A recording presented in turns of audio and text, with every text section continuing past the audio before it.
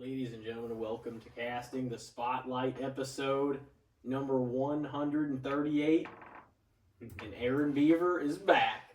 Hell yeah.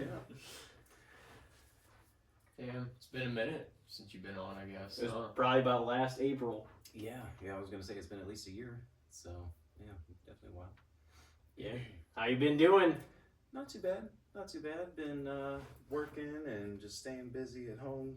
Got my home grow going still. I know that was something we talked about last time I was on the show. But yeah, that's still going strong. Definitely it has gotten a little bit bigger since then, to the point that it's starting to pay some bills and stuff like that now, so that's definitely good. But aside from that, just been focusing on working in the cultivation center on the legal side of cannabis and kind of learning more there. But at this point, I think we're going to probably just try and go electrical. I don't even know at this point. I just want to switch it up again and try to find something where I feel a little bit more purpose in my life, you know? Yeah.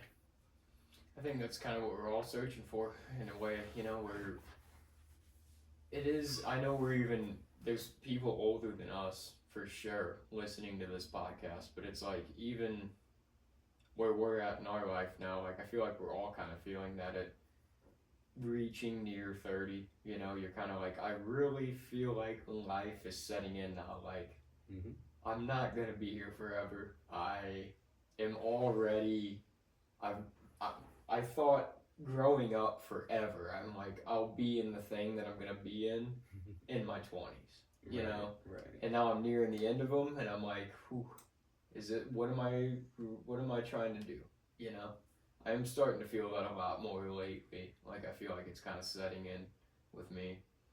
Oh yeah, I mean, you hit a certain inflection point. I feel like definitely right around that 30-year-old range, and that inflection point causes a lot of self-reflection. You get to look back at some of the small chunk of adult life that you've had so far and learn from some of the mistakes that you made and hopefully move forward. And from those mistakes, you can actually make the right decisions and not waste too much time. You don't want to make it past mid-30s and still not know what the hell you're doing with life, that's for sure.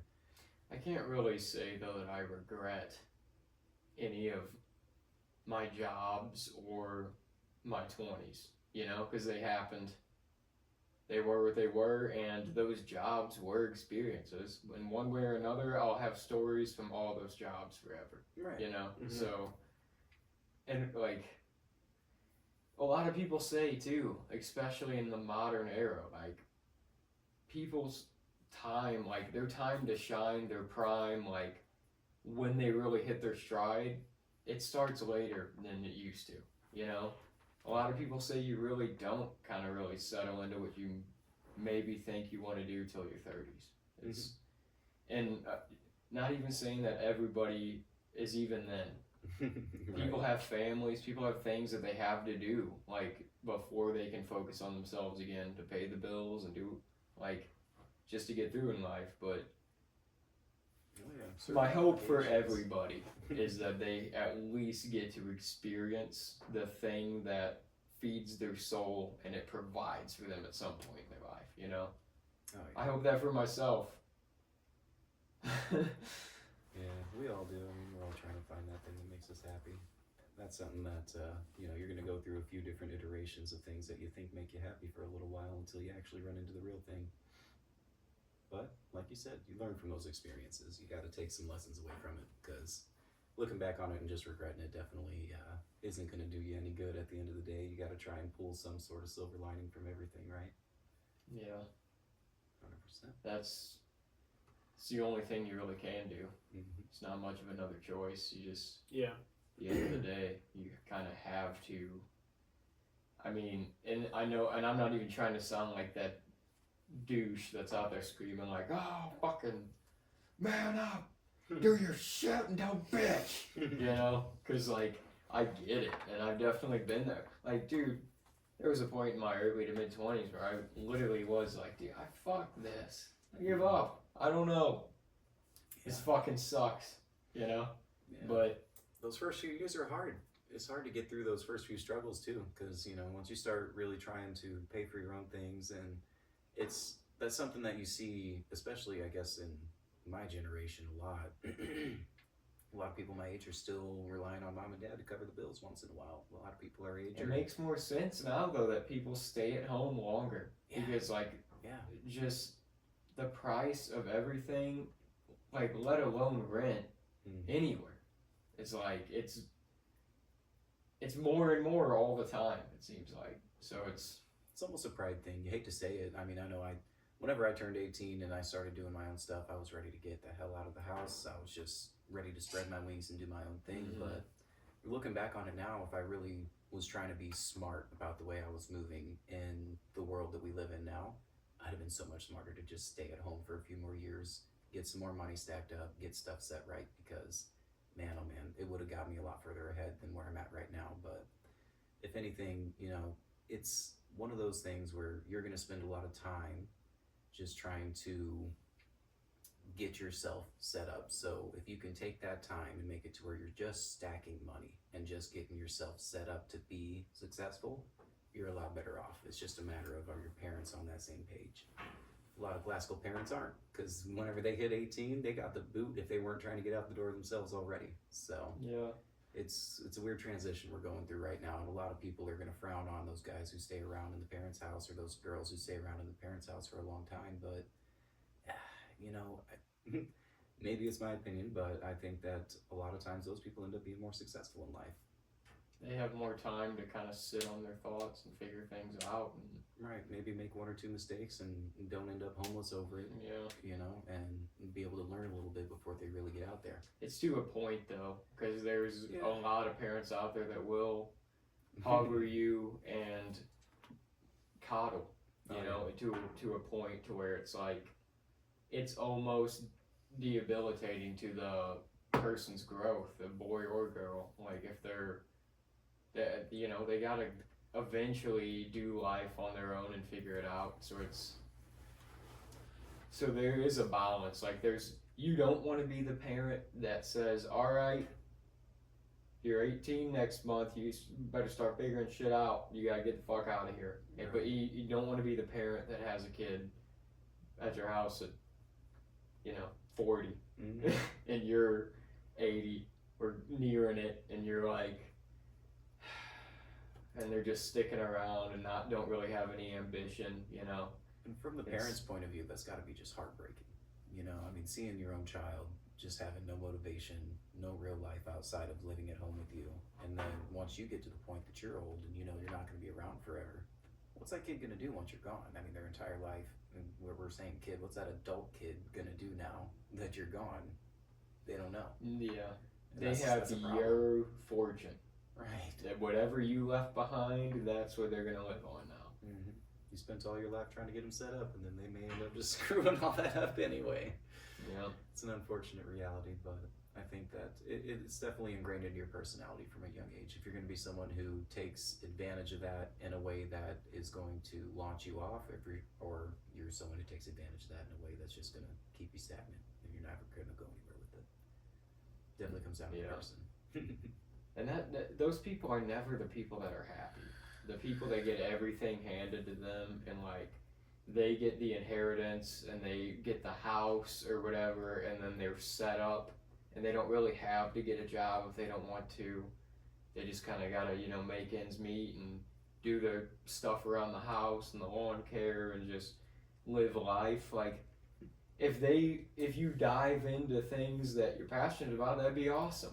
But a lot of those people just spend time fucking off and then not being happy because they're not doing anything to fulfill themselves. They're living off the wealth they got. You know what I mean? Like that's what you think about. Like I think that a lot of the times about the extremely wealthy, like the Walton family, and like the Rothschild family, and just these families that like you're born into that family and you don't have to worry a day in your damn life. Mm-hmm. Like I guarantee you those people don't feel fulfilled at the end of the day. If they're living off someone else's fortune, they don't have to do shit for all the awesome shit in their life. So they don't really know that it's even awesome, Yeah. It's definitely character building to honestly go through some shit and have some struggles. 100%. You know what I mean? It makes you a better person. Yeah. Really, at the end of the day, to get kicked by life a time or two, because then when you see somebody else struggling, you don't judge them as hard because you've been through times. You know, those usually the people that have been through the darkest times and have been some of the most horrible people and got out of it and got better. You know, they're usually some of the best people because they don't judge and they get it. Oh yeah. I think it really is also just, with those rich kids, and it's not to say I'm defending them, but they deal with different struggles. I mean, we deal with an everyday struggle of just trying to survive and make it, day to day. But they don't have that struggle. Instead, they have the struggle of constantly dealing with an emotional warfare, whatever it is that they're dealing with in their family. You're dealing with a family of all people who are in the same boat as you in those type of situations. Everybody's got money that's coming from the trust fund or whatever it may be. And now it turns into a political fight between the entire family of who's getting how much and all this other bullshit. Yeah, holidays would probably be shit to be one of those families. Yeah, I mean, that's one thing we have as an advantage on that side of things. At least we can get together with our families and treasure their presence. I'm sure they'll fucking hate each other. If they don't already hate themselves. They're probably empty inside. That's the thing, is it's like, I think about that a lot. I saw a video a while back, it was like a Facebook reel or a TikTok or something that was Walton's niece. They own, the Walmart franchise, the Sam's Choice franchise, all that shit. It was the Walton's niece, they were porting her yacht at a someplace, I think in the Bahamas or something like that, or Dubai or wherever the fuck. And this thing was the size of a town, dude. It was huge. It had I bet at least 52 rooms in it, and it's she probably doesn't even realize that it's a huge deal to that thing is a fucking city in the sea, and you just ride around in it and go where you want to go. But and people, it's also terrible for them because people hate them for shit like that. Right. They're not well liked because they're you don't gotta grind like us. You don't fucking get it, and they don't. But yeah, and I mean that could even go into spiraling into as far as how those type of people affect the economy. A lot of people talk about how we're worried about the middle class dissolving, and I mean, this is my opinion, but I 100% agree it is. We're going to get to a point where it's going to be the working class and the upper class. That's really going to be it. I mean, we're kind of already there, in my opinion. That's sort of there. Yeah. And so, can you really blame people for getting upset about that when we're also looking at the fact that they pay the same taxes as us? Yeah, sure, they make a lot more money. So if you're looking at the numbers, they're paying a lot more in taxes than we are.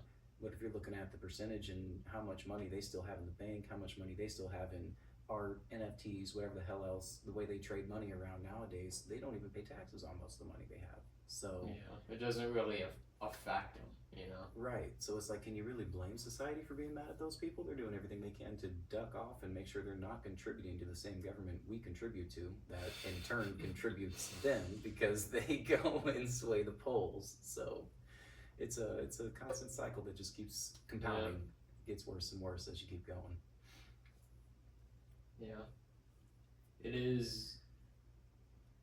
It's kind of we kind of talked about it off air, but it almost feels like, not to make things morbid, this is usually what we talk about on Devin's podcast, but it almost feels like we already are in a downward spiral in a way, where it's kind of things almost feel like they're getting to a point of bad to where you can't really make them good again. You can just kind of try to stabilize them for longer. Right. And that's not really sufficient in the long run, so we're either going to have to do something different or the shit's going to collapse.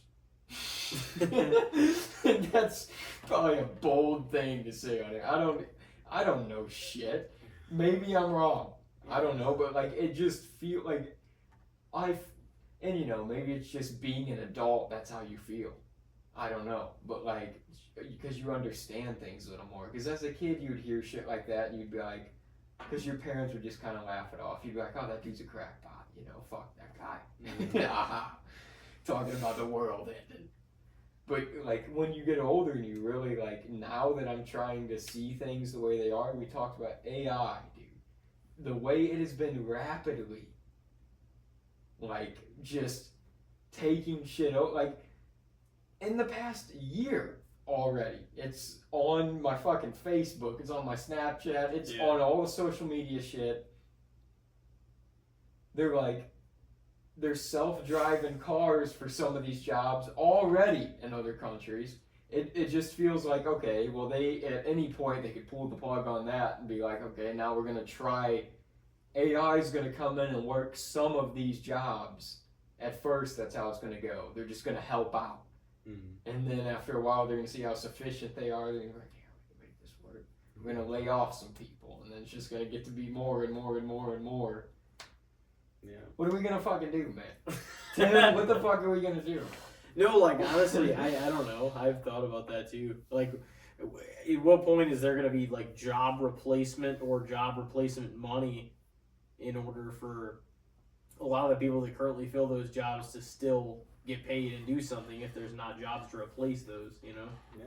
I could see it if they were converting you to some different, like you have to do some different shit than normally just, you know, working in stores or just working fucking, even delivering food and doing, you know, like just a number of different things. Like, who the fuck knows what they're trying to take over all together? And the irony is we fucking created this shit. Yeah.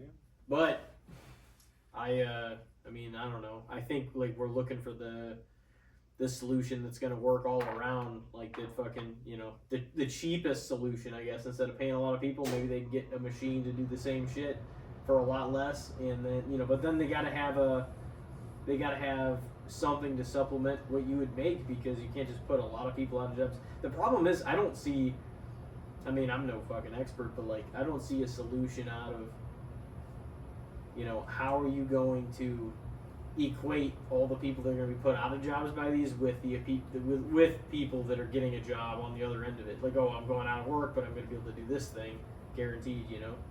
Right. How are we not going to go through a period where there's a lot of people out of work and no money coming in? Yeah, I mean, that's what I fear too. That's what I feel like is going to happen. I think that is the ultimate fear. That's like, because it won't take long before shit hits the fucking fan when that happens. That's why, as crazy as we talked about it with Adam a long time ago, but as crazy as like Andrew Yang sounded to a lot of people already trying to, he was just ahead of his time. The universal income thing. It's like, dude, at some point we're gonna have to do that, and that's only a temporary solution, because you can't just keep funneling money. I mean, we can rely on money for a while from things like trade and exports, but we import way more shit than we export. So it's like, yeah, the U.S. dollar isn't worth much anymore. At this point, we're gonna have to either start doing everything here, which we can't, or we're gonna have to figure something else out, or we're just gonna have to lose the value of the dollar, because we're already trillions in debt. So like at this point, if we just said fuck the dollar, it would probably actually help us. But there's no way as a country we could. If a politician came up right now and said, I think we got to get rid of the American dollar, people would be like, this guy's a fucking loon, or this girl's a loon. Like, yeah. The next sensible solution, I guess, is going to be, you know, cryptocurrency and all that nonsense. But the problem you have with that is the government just doesn't have any jurisdiction over it, and the government would never allow us to fully switch over to something like that. Have you put any like money or resources into that kind of shit?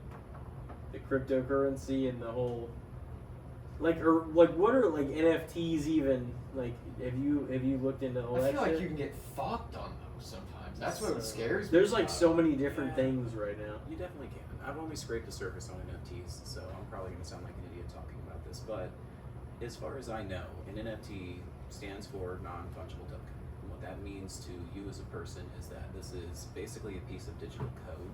Doesn't really represent anything other than what you say it's worth. So looking at an NFT, how it can become useful to you as a person is if you're someone who just made for sake of example, you just made $1 million in a not so legal way, and you need to process that money into money you can actually use, money laundering. NFTs are gonna be the easiest way you can go about that, because you're gonna buy this NFT for X amount. He's giving away the secrets on air. Yeah, I don't know about that. I could be totally wrong, which is why I say I sound like an idiot. These talking people about buying this, but- NFTs that are like honest, wealthy people, they're like, hey man. It's all about how you play the game, though, and like it's the same thing as when you look at in history, and this is something that can be proven. You can look into it. I mean, millionaires like to buy art. It's not because they like the art. 9 times out of 10, we look at these canvases, and it's some random splotches of fucking paint all over a piece of canvas. It escalates in value. It escalates in value because they say it does, and it's something that they can trade back and forth that the government can't tax. It's all about the American.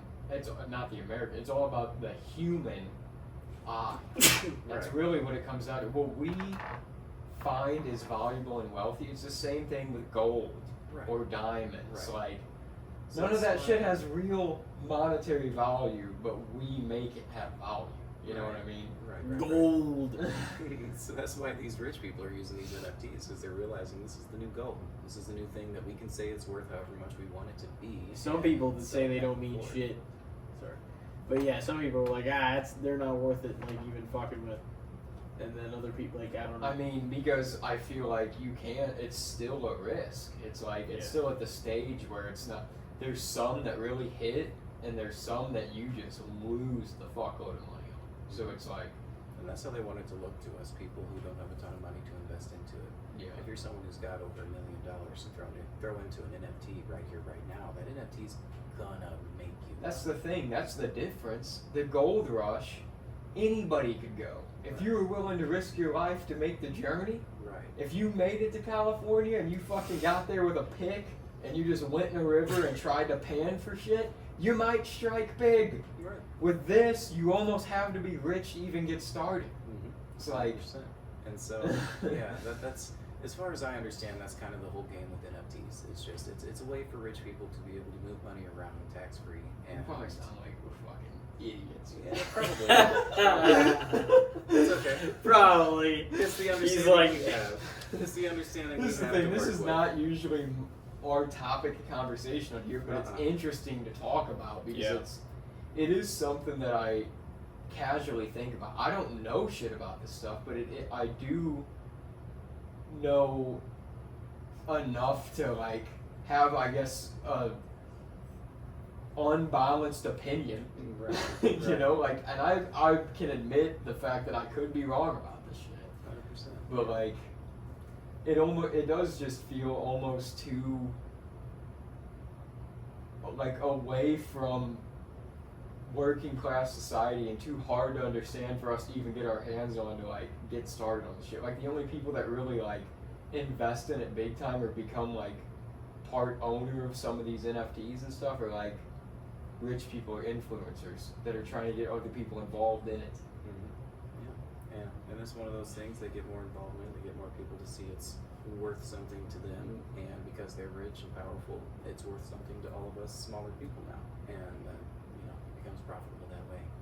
So I don't know. I think one day that we will definitely move on from just this normal U.S. dollar that we do use. It'll be digital currency, It'll be 1,000%. something. We're already there. What's the way out of this situation where fucking there's gonna be a job overlap and nobody fucking, some of the people aren't gonna have, like, like, not We putting have you to on the get spot. rid of the dollar. But like, what is actually gonna be the solution? That's it. There's gonna be an overlap of people going out of work and people not getting a job or other means of income. We're gonna have to go back to literally like the 1500s. Not in all the ways, hopefully, but like we're gonna have to just get rid of currency and be like, everybody sustain themselves. You grow your own shit. That's idealistic, I think, because there's just You That's can- not the way they're gonna do Too much greed. Bartering things. There's too No, much that's greed. never the way it's gonna happen. it. Yeah. But that would be the best way it could go, because 100%.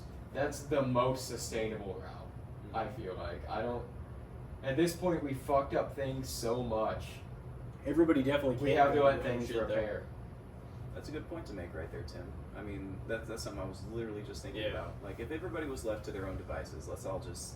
Everybody got a plot of land. They close Walmart. They close Shop and Save. They close every grocery store out there. You can't go to The butcher groceries. shops. Yeah, you can't go get food no more. You gotta grow that shit yourself. I'm telling you right now, U.S. society would decline by like half. Yeah, There's no, so many people who have no idea how to even start to grow food. What if you have an apartment, hold a seminars. tiny fucking place where you can't grow food? Like you don't even have an acre They'd of have land. to That becomes a problem too. They'd have to Population's reach You focus. can't grow the same shit in all the same areas either. Yeah. You would have to go in with your family.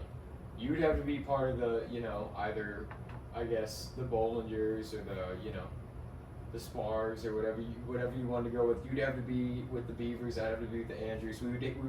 The families would just get a plot, an acre or 2 or 3 or whatever of land, depending on maybe your wealth in society beforehand. Is there enough land?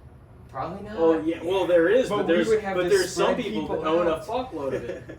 No, but That's true. That's they true. wouldn't own it anymore. That's Yeah. what I'm saying. That So could- you're gonna that could strip tip the these scales. people, but that's the problem. That's what you're you gonna would have to do. You're going. And Who's my but family who- owns land. But who is gonna do that already has a fuckload of money? Who's gonna be willing to give up their They're shit? not going to. The But that's millionaires, the thing. billionaires, They're and everybody the else. they're the fucks. They're the fucks that are gonna ruin it for the rest of the world. And we can say what There's- we want to okay, say. Oh, but they there's- made it for themselves. There's a but- lot of millionaires though. There's a lot of them. Even people like Oh, yeah. and shit. But like, A millionaire is not as big of a deal anymore because the dollar is not as big of a deal anymore. no. That's what we're getting. Like, everything's starting to lose value. It's That's why they like these NFTs now. They're taking their real money and turning it into Goddamn. digital money. Making it digital currency. It's something that they can try to hold some value to because the dollar's... Damn, it feels like we've been talking for a lot longer than 28 minutes. Right. Technically only like 27 in change because we played the intro. That's funny. Feels like we've been talking for fucking 54 minutes. we went down a rabbit hole of We did. Yeah. No, That's nothing what happens wrong when with you that. go on the hard subjects like that. Nothing wrong with that. Well, I mean, it almost feels like so prevalent right now because, like, dude, the political, like, just standing of this country right now, coming into a political election year too, like, everything is such a shit show. Oh yeah, I mean, I'm On sure both most people sides of got the to see coin, these dude. clips of the presidential debate that we just had recently. It was more of a comedy show than a presidential debate, but It was just a back and forth argument. There was nobody was trying to say anything about what they were doing to win. I mean, there was Like so what many, they were trying to actually do if they were president. right. So many different occasions that they were asking questions, and the questions would not get answered in the slightest. But we would sit there and listen to 5 minutes of commentary, and I'm just like, what are we doing here? Like, if these are the people that That's are going to been be the leading the debates. country. That's what I'm saying. In These the are the people past that are going to lead the country. They can't even decade stay or on the two. subject of the question being asked. They'd rather talk about, well, I can hit a golf ball farther than this guy. Like, what the fuck are we doing right now? We got bigger fish to fry. They're talking about having a golf match Yeah. now. In It's the like, presidential debate, do we not have bigger things to talk about right now? it's like, dude, this country is literally circling the drain, and you guys are talking about having a golf match. Hey, I'm more able-bodied. I can swing a golf club. I can. No one gives a fuck. No one gives a fuck, Trump. What can you do to fix this damn country? No, but I mean, You like, got Trump literally talking about how far you can hit a golf ball. Joe's wandering off the dude, stage, Joe, and like, we're but that's the circling thing. the train. And yeah, and that's the thing. It's just like, what the fuck do you do? It's just like the perception's one way, and then Joe staying in, man. He's a corpse already. I don't know how he's still. Yeah, up there. dude, Trump is. He's a damn just literally the most narcissistic sociopath you could find. Biden's lost it, and we're just going with this. It's like, what in the fuck is happening? That's all we got left at this point. And that's the thing. How? You can't have a candidate for president without them having some sort of money backing them. So you're never going to get an average Joe. That's You're why the never gonna more- get the normals Yeah. that are Literally actually an average Joe. That's in why- this fucking It'll in this never happen. in this point we're literally talking about an average That's Joe. why the biggest names will always draw like the most votes and the most money. Because it's just like that's the most recognizable person. Whether they're the best or not is another story, but like that's what it is. Yeah. I mean, I hate to say it because it's a cliche, but like it ends up being a popularity contest in a lot of ways. Just depending on the area because we go based on the electoral college and everything. I don't necessarily think that we should go by the population vote though either. I don't know what the fuck the solution is. Yeah, the problem is you have I don't like, know The if big- it's the not big all cities- bullshit anyways. The big cities would control everything though if the fucking They kind of do with the electoral college, anyways, because like a lot of the big it'd be the a big lot. cities populate It the would states, but it would- and it they would get make- the most votes. it would make that fucking a lot of the other states don't have a say though if the big cities got. But yeah, I mean, Montana's a huge mass of land. What do they got? 6 electoral college votes? Well, I mean, to there's still like a lot of other California's states, 50. but it can't be whatever L.A., Chicago, and New York decides is what happens. yeah, Yeah. that's It can't be population fucking- density taking the Yeah. Which I mean, it would 'Cause, take I mean, a. Texas which- has a big say. Just too. to clear the record, it would take a lot more than even just those 3 cities for that to sway it, obviously, Mhm. because there'd still be way But it above does enough. feel like the Yeah. big sway, because you have, like, it feels like the states that have a lot of say in the election always happens to be like California and Texas because they're New York. they're New polar York has a lot, opposites, too. and New York. But it's like New York typically liberal, but they can lean. But like, it's hard liberal in California and hard conservative in Texas. It is typically. pretty hard. It is kind of liberal in New York. Yeah. That's the thing. typically. But I don't remember the last election they would have voted any other way. But I mean, it feels like more people in New York, if you talk to people on the street, would be more conservative than if you talk to people on the street in California. I think really what plays a big role at the end of the day, because I did a big But I essay mean, on this that's in not college. California. It really comes down to what the corporations want. I mean, like you said, Tim, it's a popularity contest all the way as far as who's getting actually voted into office. But then it's also a matter of, what makes them popular. And what makes them popular is having a lot of campaign money. Well, how do they get the campaign money? They get that from corporations. They get that from companies. They're all paid off. They have the biggest Right. name though too, and that's the thing because it's like they're seldom the best candidate. I mean, Trump Seldom the best candidate is the most well known one. Right. You know what I mean? Right. And that's It's usually mainly somebody because of else. them damn corporations. And I'm not in the slightest even a Trump fan at all. But Are you a Biden fan? not at all. He's a dead man. Not at all. That's what I'm saying. This election is a shit show. But like, It's a pick the lesser of 2 evils type of thing. It's a lesser of the fucking I'm gonna die in 2 years. I'm writing The Rock and John Cena on the ballot kind of election. No, but Trump did fund a lot of his own shit because people were kind of like, this guy's a loose cannon. And that's what got him as far as he did. People didn't give a fuck about what he was trying to do. All he said was the wall, pretty much the first time. And it was, he just talked shit up there and spoke his mind and did what he wanted because he paid for himself and people got behind it. Yeah. And that kind of Dude, changed that was- things. Those were some of the most entertaining debates though. Even the Republican ones were funny though. Just I because will it was admit, I watched Oh, no. almost all the debates. they on were both so funny. sides They were so that funny election. in like 2015, 2016. Yeah.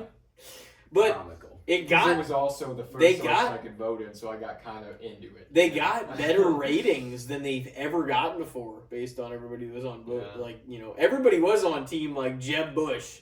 And then fucking once a lot of people got Trump in, they tore just him the fuck Oh apart yeah.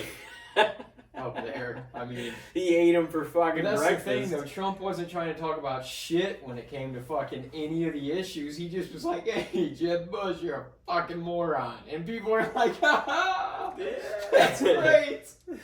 Well, he was like talking about how he wanted to make it like more business oriented and everything, which got us the He best did. economy I that will we had ever admit had, I will that we had admit ever that. had by percentage of population. I think my favorite president since I've been I'm not alive, saying I'm he's not my even favorite. talking biasly because I grew up in a mainly Republican household for the most part. I feel like my parents are a lot more mixed leaning now than when I was raised because shit's so much different now. Like, you could be liberal or conservative back in the day and it wasn't enough to like tear your fucking relationship apart. You know, like Yeah. I feel like now it's to the point where if you're Trump or you're Biden, it'll fucking ruin a relationship, a friendship. Like it's heated as fuck now. But like I think just with how the state of things felt and how like I really liked Obama looking back on it now. I didn't really hate Bush. Like I was a kid, but it was things we were at war, yeah, you know, but that was understandable for what the circumstances were, regardless of what you may or may not think about all that. But Yeah, and that played a huge role in that election as well. Just how those presidents talked about how they wanted to treat that war. I think Obama definitely made himself out to be more of the, I don't want to say peacemaker, but at the same time, he was kind of like, listen, this war is kind of stupid. at this and point, everybody we're just felt that way. losing money. Right, and everybody felt that way at that point, so he was just kind of saying what everybody else was already saying behind closed doors. Even though, like, once we actually pulled pretty much everybody, it was pretty tragic. Yeah. The end result. Well, and that's the thing.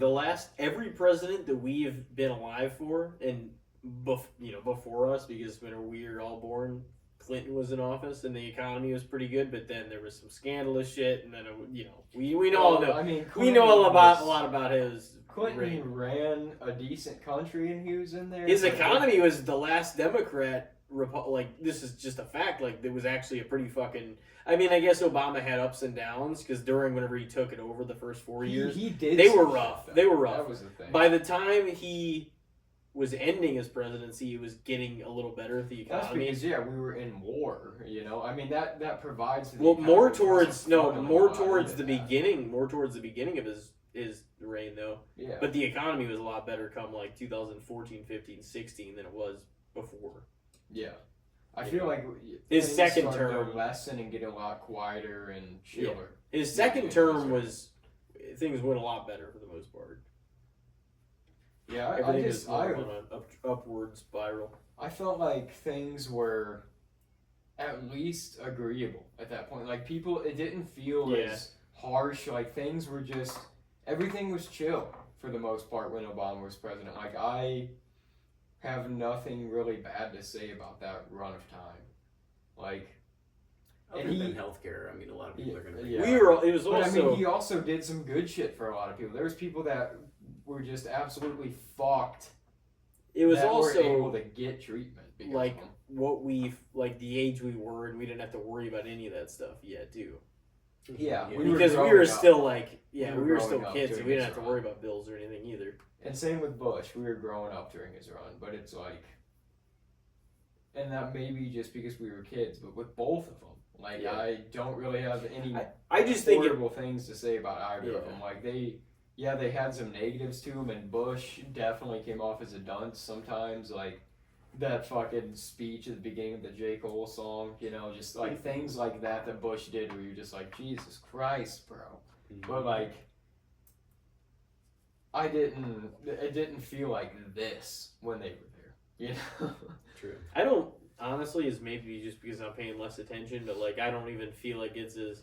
There's a lot more people that don't give a fuck right now than they did 4 years ago, which is kind of nice. Or maybe I've just been paying dramatically less attention to it. I think that's part of it. Because I also have, but because I really still see don't a lot feel about it. like it's like it feels like now it's just coming back, but like everybody's so used to getting like off the COVID vibe and actually being able to enjoy life again that people aren't as that's kind their of true. minds the last 2 years have not been like where their minds were 3 to 4 years ago because of that. Oh yeah. A lot of people have been, regardless of how expensive everything is, and it is. It seems like we're still getting, and that's the thing. It feels more. I wouldn't say like necessarily normal. Like we went through all that shit, but in a lot of cases, everybody's still back to doing what they were doing, going to concerts, going to ball games, going to everybody being around each other. Like that 6 feet thing and all that shit went out the window. They're like, oh well, let's just fucking get back to life, Yeah. That's And what like everybody's focused on. it's way better that I it's. had to, It's get way to that better point that that's the eventually. case, yeah.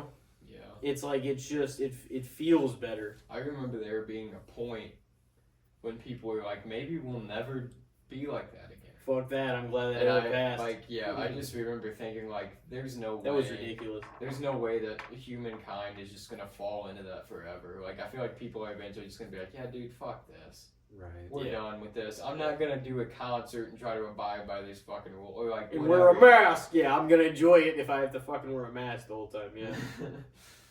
Yeah, it took a lot away from. What I'm we had to do outside, as- you dumb fuck. I remember people being like anal as fuck at times too, and I'm not saying that COVID wasn't a thing to be concerned about, because like some people really were. They had pre-existing conditions. It was a lot harsher on them. Like, yeah, it was a new strain of something that could really fuck a certain people in the population up. It was something to be concerned about. But like, I remember a time like delivering, whenever I was delivering pizza. And there was a lot of people had contactless delivery at that point in time, where you just drop it off on their porch, ring the bell, and leave. Yeah. And this dude's receipt said contactless. And I rang the bell, and I was opening the bag to set his stuff down. And he answered the door. And he's like, he had his mask on and stuff, and he like took the food. And I didn't have my mask on, because I was just dropping it off on the porch. It didn't matter, you know? Right. And he like grilled me about it. He's like, hey man, you know, if you're gonna be around other people like this, you really should have your mask on. And I was just thinking, I'm like, dude, the receipt said contactless. If you would have just fucking waited until I left, like the shit said you were going to, Right. you fucking picked the thing. You said contactless. Right. Don't answer the door 5 seconds after I fucking ring it. Give me a second. Look through the peephole. Be a normal person. And you're fucking outside, like it's not gonna. You're not breathing into him. Yeah. Oh, your order's ready. We're not fucking. We're not being seductive. You know, we're not touching noses, talking. You may. Could be an intimate pizza delivery. There was a guy one time that said that to me because he like wanted some change. So I like opened my wallet and I had a fuckload of ones in there. And he's like, Jesus, man. He's like, you got a boombox in your car? Just because he's not like all the ones in my wallet. Yeah. He was like, yeah, man. It depends on who's asking, you know? What do we got here? I don't know. No, we're not even 45. Oh, shit, man. Dude, it feels like we've been talking for 2 hours and 10 minutes. Yeah, I feel like it does feel like a while. Bladder definitely feels like it. I'm gonna have to run away for a minute. I'll be Okay, right we back. can pause it real quick Yeah. if we need to. We can just pause it. Yeah. Ladies and gentlemen, we are back from our break, and it is now time for Aaron to be back on the good, the bad, and the shit segment, Oh yeah. and he fucking can't wait. Lots of fun last time. I'm ready Oh for it yeah, again. I threw a fucking Caesar salad at you. I was like, God, I can't Literally. even hardly remember some of those ones that I had before. I know we had like newer installments of like classic horror movie franchises, like because I know we all saw like Halloween, and they've been adding to some of those series. Oh yeah. Oh yeah. But what do you got this round for us, Elijah? Well, we were talking a lot about like beer and different kinds of stuff like that before we rolled, because we tried the, what was it, the Broken Skull IPA. Yep, Right. Stone Cold's IPA. Yeah. So Aaron seems to like some Sam Adams. Yeah. So that's the topic. Sam Adams, just as a brand, as a whole. Like, I feel like they're pretty commercialized. Like, I see a lot of ads for them. Yeah. But you don't see a lot of people necessarily with them. You know what I mean? True. True. I personally, as far as why Not I here, like to at drink least. 'em- yeah, I mean, shit, we're in That St. has a lot to Louis. do with it. We're in St. Yeah. Louis. Budweiser, Busch, they run the Yeah. game out here. That's, So I mean, yeah, that's true too. But then you still see a lot of other beers. Like, also IPAs have kind of taken over the beer game too, with people kind of our age. oh yeah, 100%. That's what's popular now. I mean, a lot of people are getting more into the crazy flavors with the IPAs and stuff like that. So I think that's really what kind of attracts most of our generation into that specific niche of beer, is the fact that we'll see all kinds of just some of the kookiest names and flavors on some of those IPAs. So It kind of. You gonna try Hulk Hogan's Real American Beer? I would. Yeah. He was like advertising it in Walmart. It's like supposed to be he's like, you're gonna try this new beer. It's it's just kind of ironic because of the say your vitamins, fucking say your prayers, say your vitamin, eat your vitamins, say your prayers, and now he's like advertising beer. Yeah. Beer. Hey, you know. You think it's gonna be good? I can see him. Just him as a personality, though, like him having a beer, it makes sense. Everybody's getting a liquor brand now. It seems like it's kind of absurd. Yeah, I mean, you Sam Adams, man, he got one way past his death. Was that a real person? I think so. Yeah. Yeah. Okay. Well, yeah, that would make sense. Samuel Adams? Yeah. Oh yeah. What was he though? Was he some sort of a? What did he do? What made him famous? God damn it. We're gonna have to pull out the Google. Well, he definitely brewed beer. Well, no, there's no. He had to. No, that's not what he. Why else would they name it after him? I mean, because it's representative of something. Maybe, I mean, he definitely did shit in Boston. I'm someone who drinks. He was Sam a Adams fucking lot, so I should founding know this. father, man. Exactly. See, I was gonna say he was like the He was an American statesman, political philosopher, and founding father of the United States. Born in 1722, and he died. 19. He's a little bit more of a modern guy, right? Modern founding father. And he died October 2nd, 1803. So he lived a good fucking goddamn 81 years, you know? Even for them, that's old as fuck, man. They didn't have modern medicine. Life expectancy back that's then was long not as as fuck. good, yeah. And he was born in Boston, Massachusetts Bay, died in Cambridge, Massachusetts. See, he's it's a New England guy. It's a fucking early days, man. And to be honest, I've been saying for a while that I'm like, I can't speak directly on it too much, but those commercials, more than a lot of the other beers that I already know if I dislike or like or whatever, because I haven't really had it much, or can't even really recall the last time I may have had it, I'm like, that sounds really good. Because it sounds like a great summer, warm kind of climate fucking, like that just sounds great. Yeah. They the way they advertise it, man, it sounds like a summertime beer for sure. I think that's really what drives Sam Adams at the end of the day is the advertisement and doing all the different seasonal beers and stuff like that. I mean, they have a lot of like winter time shit too. Right, their winter lager is super good. I love that one. Or is it called Cold Snap? That's what it is, Cold Snap. But they've got stuff for every single season. They've got their summertime ales right now. I've been drinking a whole bunch of their. That's literally what it's called, I believe, with summertime ale or something like that. And then they've got stuff for fall time. They got their pumpkin ales and shit like that. So I think that kind of, it almost kind of throws them into a big category. Fan of any pumpkin ale. Yeah, no. I mean, I've had their pumpkin ale. That's one thing I can say from Sam Adams I'm not a fan of. But, it gets thrown into a category whenever you do all kinds of seasonal flavors and fun little things like that. You almost get thrown into a category of like, all right, well, this isn't really a man's beer, or this isn't real beer. And I don't really know where the masculinity plays into all that, but for me, it shouldn't. It shouldn't at the end of the day. Drink what you want. It doesn't matter. But I look at it and I'm just like, yeah, I guess I can see how people don't look upon it as good as maybe some other brands because they sell out to every season. But why is it? But they still have their steady like Boston lager. Why is it better to drink something that tastes like shit? That's what I understand. How does that make you more of a fucking? Oh, I can take this. Why would I want to spend money on something that tastes like shit? Because it puts more hair on your chest. I like this bitter hoppy shit.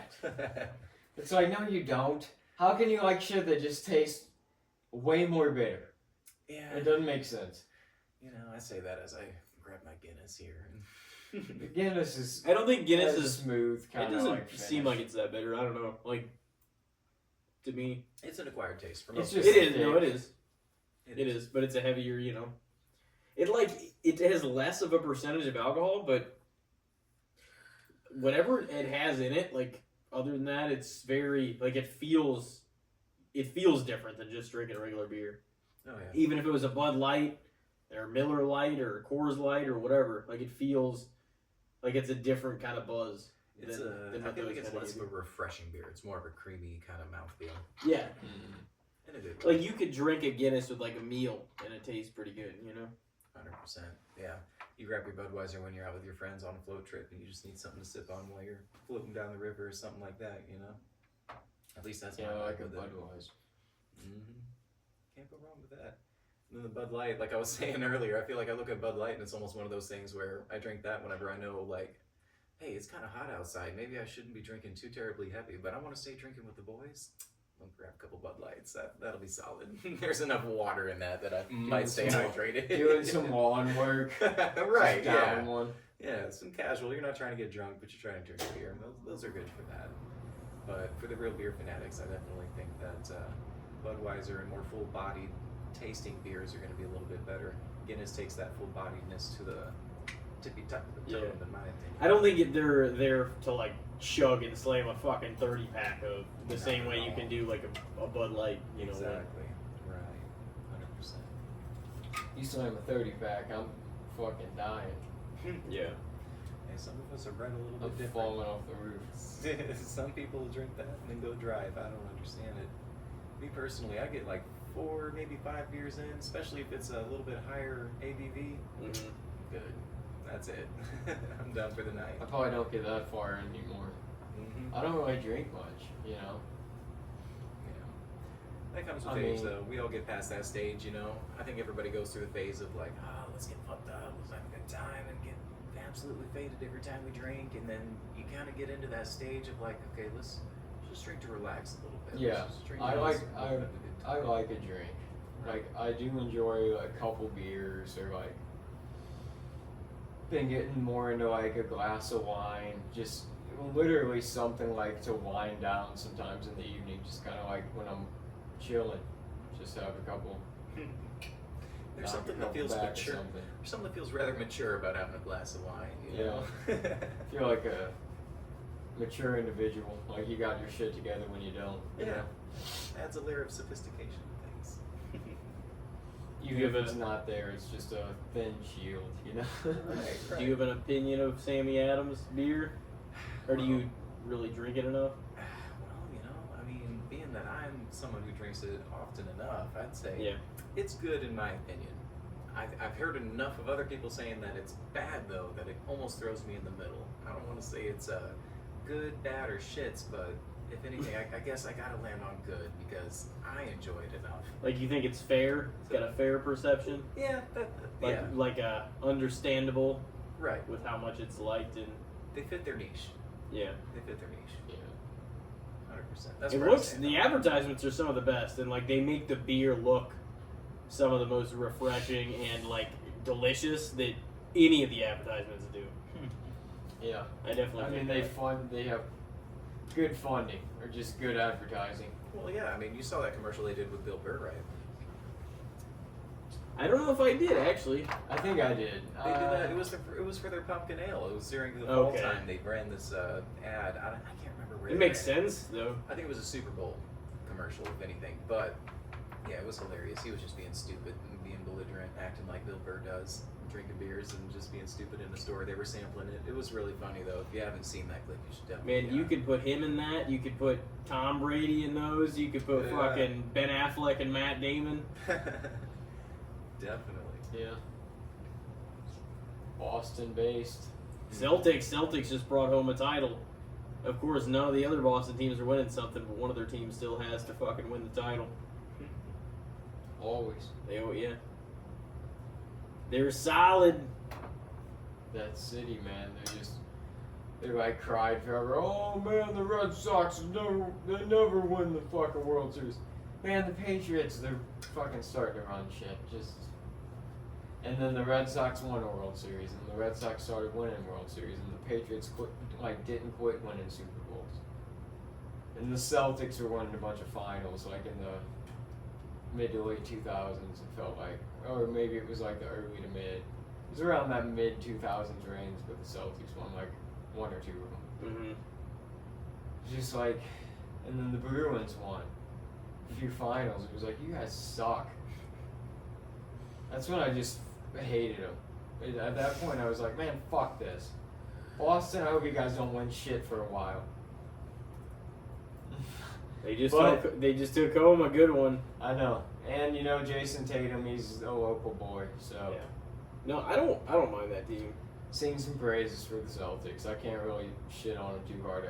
I have shit on Boston sports teams on here a few times. If there's any Boston listeners, they're like, I fucking hate that guy. But I'm Oh, yeah. sorry, guys. Hissing on your porch. I don't mean it personally to you guys. I'm sure you Boston people are some great people, but like being from a different city and watching sports, it gets fucking tiresome sometimes where you're like, God damn, man. Somebody else do it. At this point, I don't even care if we do it. I just don't want you guys to fucking do it. See someone else win. So, Sam Adams, you think fair, Aaron? What did you say? Well, I honestly can't even recall. Like, I feel like I need to get a pack. Like, what I've been thinking, I need to get like a tall boy. I need to get like a 6-pack or something, a 12-pack, and I fucking need to go hard on some Sammy Adams, to be honest, just to give it a better reception. But I feel like, I don't know. I definitely think it fits. Like, it looks so good and refreshing. Like, the advertisements fucking win it over for me. Some of I don't really know who has better advertising out of the beer community. Yeah. At least currently, you know. But the Clydesdales! Shut the fuck up! Is that really making you buy I more mean, beer? If you really look at it, though, a lot of advertisements are took up by beer. It's like Yeah. beer and like medicine. Just to be clear, too, I'm not shitting on the Clydesdale ones, but people act like that's such a game changer, but it doesn't make anyone buy any more or less beer. It doesn't have anything to do with beer. No. But It's a tradition. I would say, I don't know, probably underrated in the grand scheme of things. Because I mean, I'm gonna get me some, and I'm gonna make a better judgment for myself. But it's not even talked about in the sense of a lot of the really most popular beers. So for that alone, I don't feel like it could be overrated by any stretch. Yeah. You know? I feel like you can compare it with Michelob Ultra. It's one of those that you can grab and you'll never really be going wrong, per se. No, I don't agree with that. I don't know if it tastes like Mick Ultra though. It doesn't Ultra- taste like it, Yeah. no. But it's one of those Yeah, kind of Mick Ultra. What does it taste Sammy like? Adams, does it not taste Does it taste somewhat like like anything? does it taste, this might be a bad comparison, but, because I don't even remember what the fuck it tastes like, to be honest with you. But I'm just talking about like the business side. Is it anything like Blue Moon at all, or no? Blue Moon is fire. Because Blue Moon is good, but I'm like, I would almost get that Blue sort of Moon vibe is from it. brewed with like orange peel. It's brewed It's with like a Valencia flavor. Yeah, orange is it- peels. It's a bit smoother in my opinion because it's a wheat. Sammy ale. Adams. No, the Blue Moon. Oh, Okay, the Blue Moon is good. Yeah. It is. And that's Yeah. a wheat-based ale. Whenever you're looking at Sam Adams, I know that they still, they're going to have hops and other things in there, depending on which specific one you get. If you're just going for the classic Boston lager, I want to say that one is hop forward. But, excuse me, looking between those, I would say that you're probably going to get more of a full-bodied taste from the Sam Adams than you would the Michelob, in my opinion. Yeah. Michelob's just a little bit more on the light side. You have to be whenever you're pulling 95 calories per can. Yeah. They gotta sell it like so. Mm-hmm. Yeah. It's like a diet beer, I guess. This is a healthier beer. But Miller Lite doesn't have that many calories either. It's like compatible with Michelob, and Miller Lite has so much more flavor. But it doesn't get the same kind of advertising and brand recognition. But it does get some advertisements. I think, one thing I haven't considered so I've far, seen them on golf commercials. plays a big role as far as Michelob Ultra's popularity. Oh yeah. Huge role. Like, if it Yeah. wasn't for golf, Michelob Ultra probably would not be as popular as it is. So, there's Some that. fucking rich golfing sons of bitches. 100%. Well, that about wraps that one up then. Yeah, what do we got? Well, do you want to throw us yours first? Yeah, I'll throw mine in. Okay. So, as far as my good, the bads, and the shits, I'd like to see what y'all think about dispensary weed versus black market weed. It's a broad subject that we can consider just to give you some thinking points. The quality that you get, from a dispensary compared to the quality that you get from the black market, but then at the same time, the price you pay for the dispensary weed compared to the black market. How do you guys feel?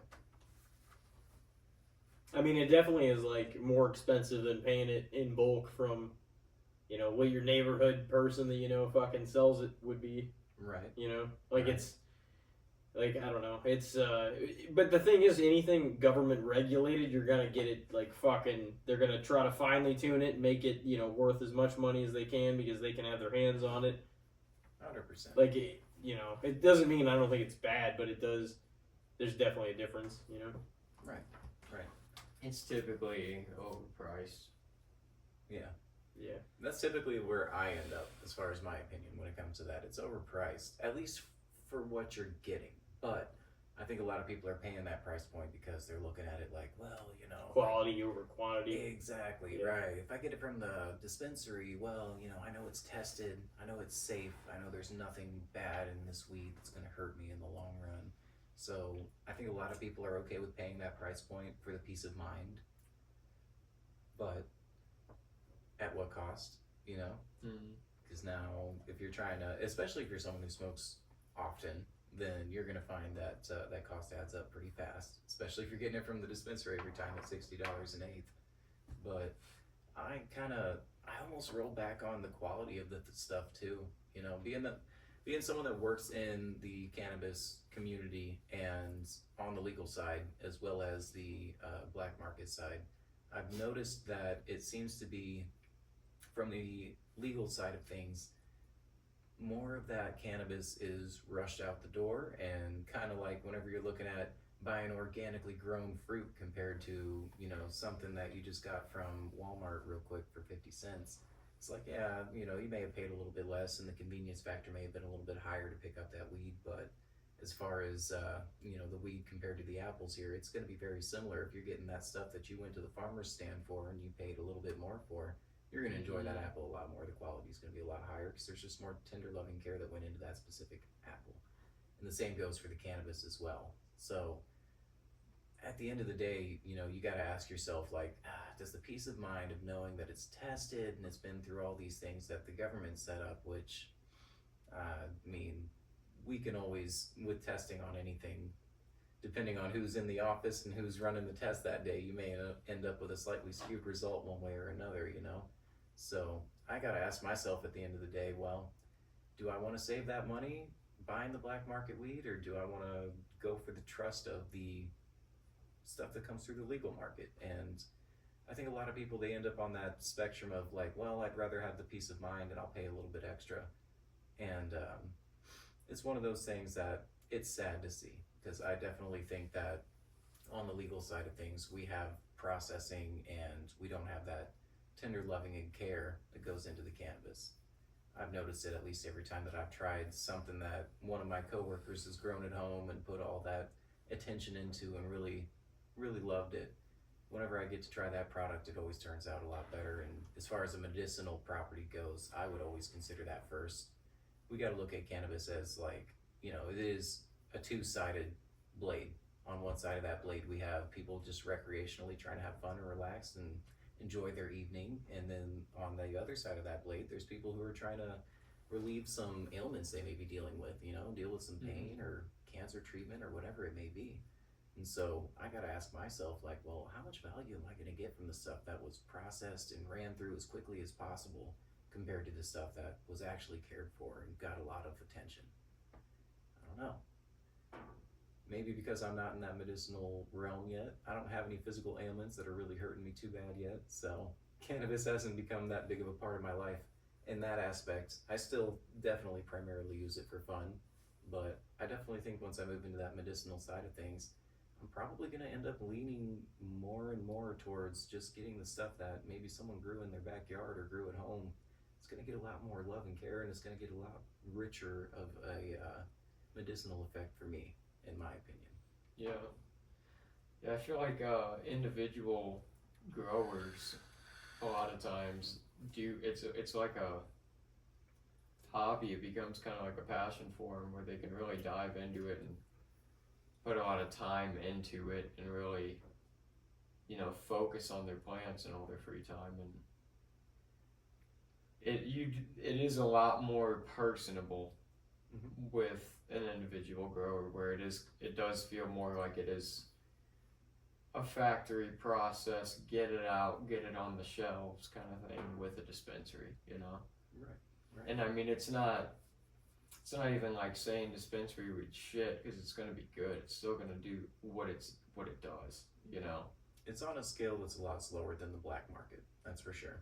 I mean, we can. Yeah. Whenever the black market comes out with a new product, it doesn't take long before that product gets pretty well perfected. And unless you're buying it from someone that's just super sketchy in the first place, you're going to be getting some pretty good stuff every time.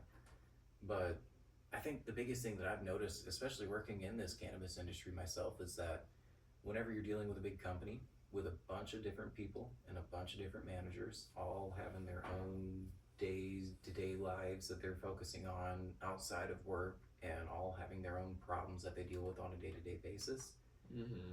they don't really care as much. They're gonna see a nutrient issue, they're gonna see something wrong with these plants, and they're gonna look at that and be like, well, I guess that's the next guy's problem. It's my time to clock out. I'm going home, you know?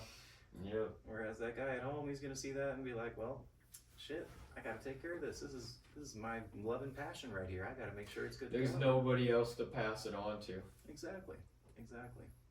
It's something I see every day when I'm working in that cannabis industry, and that's another reason why I'm kind of getting into moving on to other stuff too, because I'm just like, man, oh man, not everyone has that same kind of passion I do. I think I need to stick with just growing it at home. Yeah. Sad to see, but That's the professional workforce of things, you know. right. When you get out there with any job, no matter what you're doing, whether it's something that you're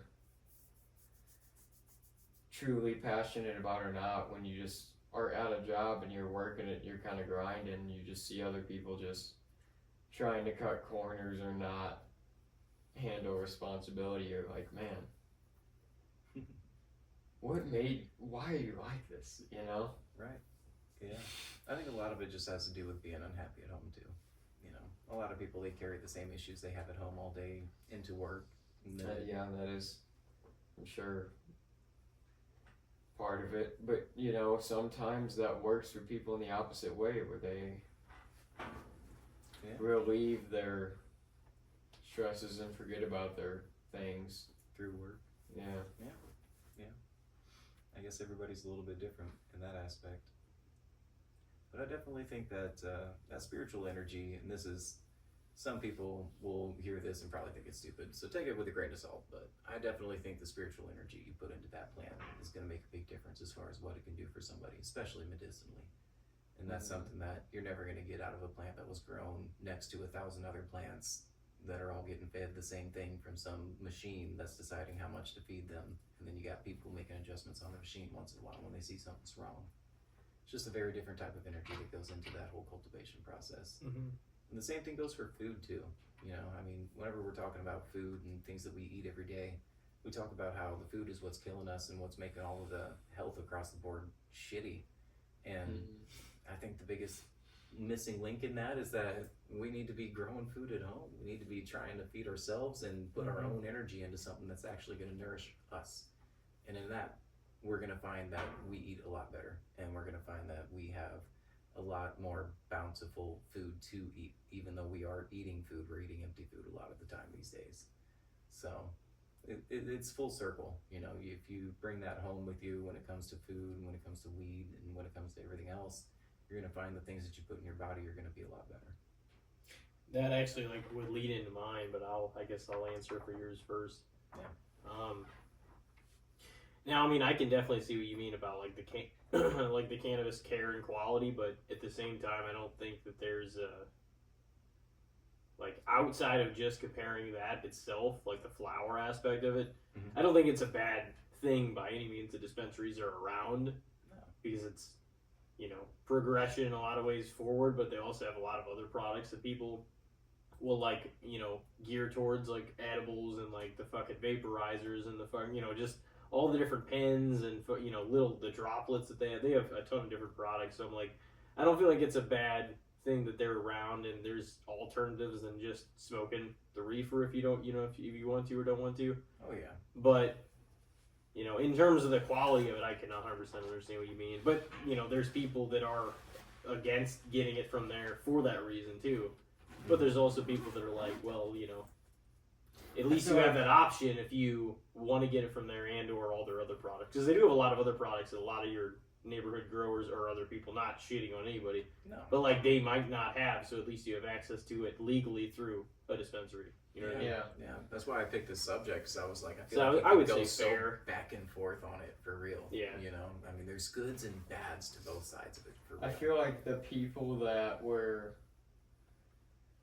curious about smoking but were scared, That's or where the the- dispensary comes Yeah. or the people that were like always kind of wanted to, but they were older and they kind of looked down on it, but then it was legal, so there was no reason to look down on it anymore. Like You can go they into a benefited storefront. from a place like that. Right. You can walk into a storefront and really feel comfortable with about 100 other people at any given time buying the same thing. It's a lot easier to do than, I gotta hit up this guy and meet him in some parking lot and go pick up some weed from him. Now all of a sudden this feels illegal. It's like that comedy skit with, I don't even remember who, I don't even know if he was well known, but I just like saw it. This guy was like, you know, smoking weed used to be cool, man.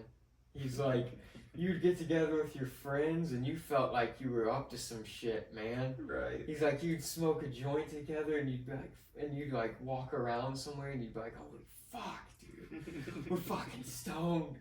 We're not supposed to be either, man. Right. This shit's not legal. Just out These in people are society. looking at us like, oh, what's wrong with you guys? Look at us in here. And then he's like, and now it's like, you're walking, I walked into, you know, buy myself some weed the other day. And he's like, there's this old man in there and he's in there buying weed too because it helps his bad knees. He's like, there's nothing fucking cool about that anymore. He's like, they fucking ruined weed. Completely took the cool factor away. I mean, once it became like, it's the same thing as us drinking alcohol prior to 21, then 21 and over, because the mystique is gone. Because now it's legal and accessible everywhere. Same thing is, you know, but there is a comparison there, you know what I mean? Because the mystique was there, same as, you know, the fucking weed thing. But it's like, now it is legal, you know, and you could just fucking walk up to a store and get it in a few minutes, you know? And it wasn't like that before. Yeah. Not at least in this state, but other states. And it took some of them a while even to get there. Some of them are still strict, even if they have restrictions, or even if it is legal there, you know what I mean? Right. And there's still a lot of states that don't even have not just recreational legal, but medical, nothing. Some of them are still haven't passed anything. Yeah, those prehistoric states definitely need to give them time. It's a matter Are you of time. proposing we just get rid of them? Not necessarily that. I'm No, just I'm saying, kidding. it's time to get with the times, people. Everybody's moving this direction. All right, you guys got till 2026 and then you're fucking out of the country. Either They're like- start smoking weed or get the fuck out. They're like spotty, like up here, down here, over here. Parts of the country. We're kicking you out. It's like you guys would be way more chill, shit would be way more chill. You got a couple more years, we're booting you the fuck out of here. If you're not matching the vibe, then you can't join. I have one. Well, did you answer for it? I think dispensary, it's hard to say, and I'm not trying to like give too many details away, but like I have always had safe, reliable, homegrown sources too, to where it's like, and I know that it's nothing sketchy or weird about it. It's just a hobby and somebody that is passionate about what they do, you know, and it does feel a lot more safe, even in a way, than getting it from a dispensary. Because not that, I mean, it's government tested or whatever, but guess what? The government, they fucking lie all the time. Yeah, they do. For one. And for two, that doesn't mean anything because it's more factory process. This person's got however many plants in a room. They don't, you know, they're tending to their little garden, basically. That's what it is. So it just feels in that aspect, I'd say almost say dispensary is a tad bit overrated, and that's not even that I won't ever go there for things or get things from there, Right. but it's not usually my go-to. So in that aspect, I'd probably say it's overrated for me personally, but I do think in the general public sense, it's probably fair because people have become a lot more open to the idea of weed through It's been a good the thing. idea of dispensaries and Yeah. like just seeing them around, and it doesn't look like anything sketchy. It's just a business there, Right. That got a lot more people on board just because they felt like it was going through an actual like regulated process than going to somebody's house or doing And some and they do have a people lot needed more products too, but yeah, it's a matter There of is- preference. You don't even have to have a preference either. You can get multiple things it's from different. you It's- can, the thing literally, is, the it's a step dispensary, you can forward. get so much. It's a step forward that they made that call anyway because it wasn't going to be like all of a sudden, all right, everybody can grow your own shit completely legally, and we're just going to have this shit too. It was going to be like, well, yeah, you can have it, but it's going to be through our process and everything kind of Right. thing. There had to be a transition. of So it, course. like, at least it's headed that direction over legalizing nothing. Yeah. You know what I mean? Which is where we still could be. Yeah, and that's why I definitely say I land on good overall. I think it's Yeah. good because it did a lot of good things for the cannabis community. Like It did a lot. fair. Yeah. I mean, I guess fair at the end of the day, but I still think it weighs more on the good side, if I'm being for real. And the reason I say that, as much as I am a home grower and someone that pushes for that sort of thing, Mm-hmm. I do feel like it opened a lot of floodgates. It did. It made it to where so many more people were comfortable with doing that sort of thing. And maybe in the future they won't buy from a dispensary now that they feel more comfortable buying weed because it's legal. Maybe they'll run into somebody at the dispensary, or maybe they'll run into somebody in life and be like, hey, actually I grow this stuff at home. I have my little micro license and I'm growing it here. And they end up smoking that instead of the dispensary stuff. And they never would have got there if they didn't start smoking dispensary stuff. The So- perception and the Right. the weirdness was taken off of it because they legalized it in the state. Yeah, it's almost like adding a Yeah. storefront to it really did a lot. Didn't of feel like a shady back alley illicit drug, Yeah. as much. Mm-hmm. Because it literally was. It was a storefront next to your fucking. It was like right next there. to whatever. It you was know? I right mean- there in the middle of a tanning salon and insurance place. Right. You know? Yeah. I mean, they're throwing these things everywhere now. You find dispensaries next to nail salons. You find dispensaries next to whatever. So, bearing that in mind, it definitely normalizes it a lot more. Yeah. I got one for you. What You is mentioned food earlier. it? Yeah. What you got? So how about this? Not because we talked about like just getting fresh meat on this show and stuff before, like from butcher shops or like for directly from the source kind of thing. Mhm. What do you guys think? Because I've had good and bad and sketchy from stores. Yeah. But what do you think about like store bought fresh meat? Store bought fresh meat. Is it fresh? I mean, it's, it's Are we from talking their about Walmart fucking. store bought fresh meat. Oh, Let's I all mean- be honest with ourselves. That's not. I fresh meat. realize. Well, that's what I mean. I realize that some. And sometimes I'll eat frozen Packed in food a and stuff like freezer that too, truck but it for just weeks. depends what it is, and some of it tastes great. You know what I mean? But Yeah.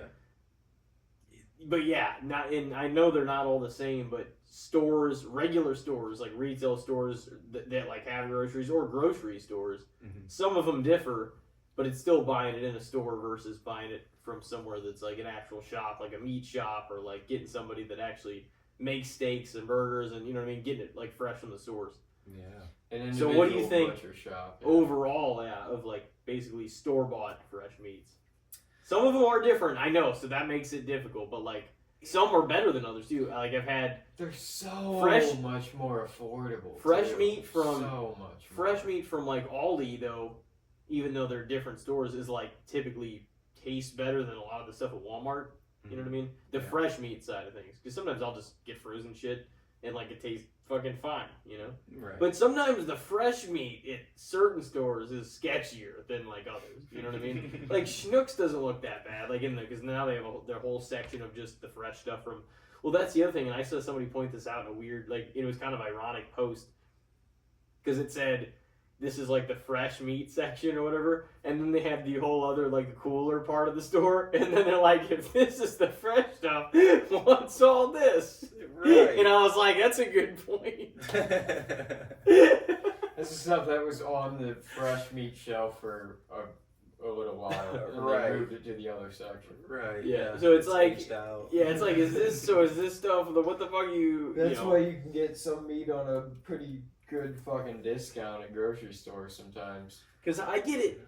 There's even like these little like petite sirloin steaks that are really good from like Target, you know, and cook those in the air fryer, and they're fucking actually solid. So like once in a while you could find some, but I've seen, and I'm not saying all meat at Walmart by any means, but like I've seen certain stuff that looks kind of fucking weird. You know what I mean? Oh yeah. It doesn't look like it should. Oh yeah. Yeah. And you know, I was one of those kids that when I was growing up, I got raised getting taken to the local meat market. You know, I wasn't going to the grocery store to get our meat. We'd go to the grocery store and get most of our food, but when it came to the meat products, we would go to the local meat market, and we'd go in there, and that was all meat that was being produced by local farmers, and they were all making their own decisions as far as how these cattle were being fed and all that jazz. So at the end of the day, I definitely felt that the stuff that I was eating from there as a kid tasted and just filled me up way better than anything that I ever got from a grocery store in general, just across the board, any grocery store. Now, like you said, there's definitely some variance between grocery stores. Some are better than others, 100%. But I definitely feel that those meat markets, the fact that they have the choice of where they get their meat from and what farmer they choose to get that from makes a big, big difference.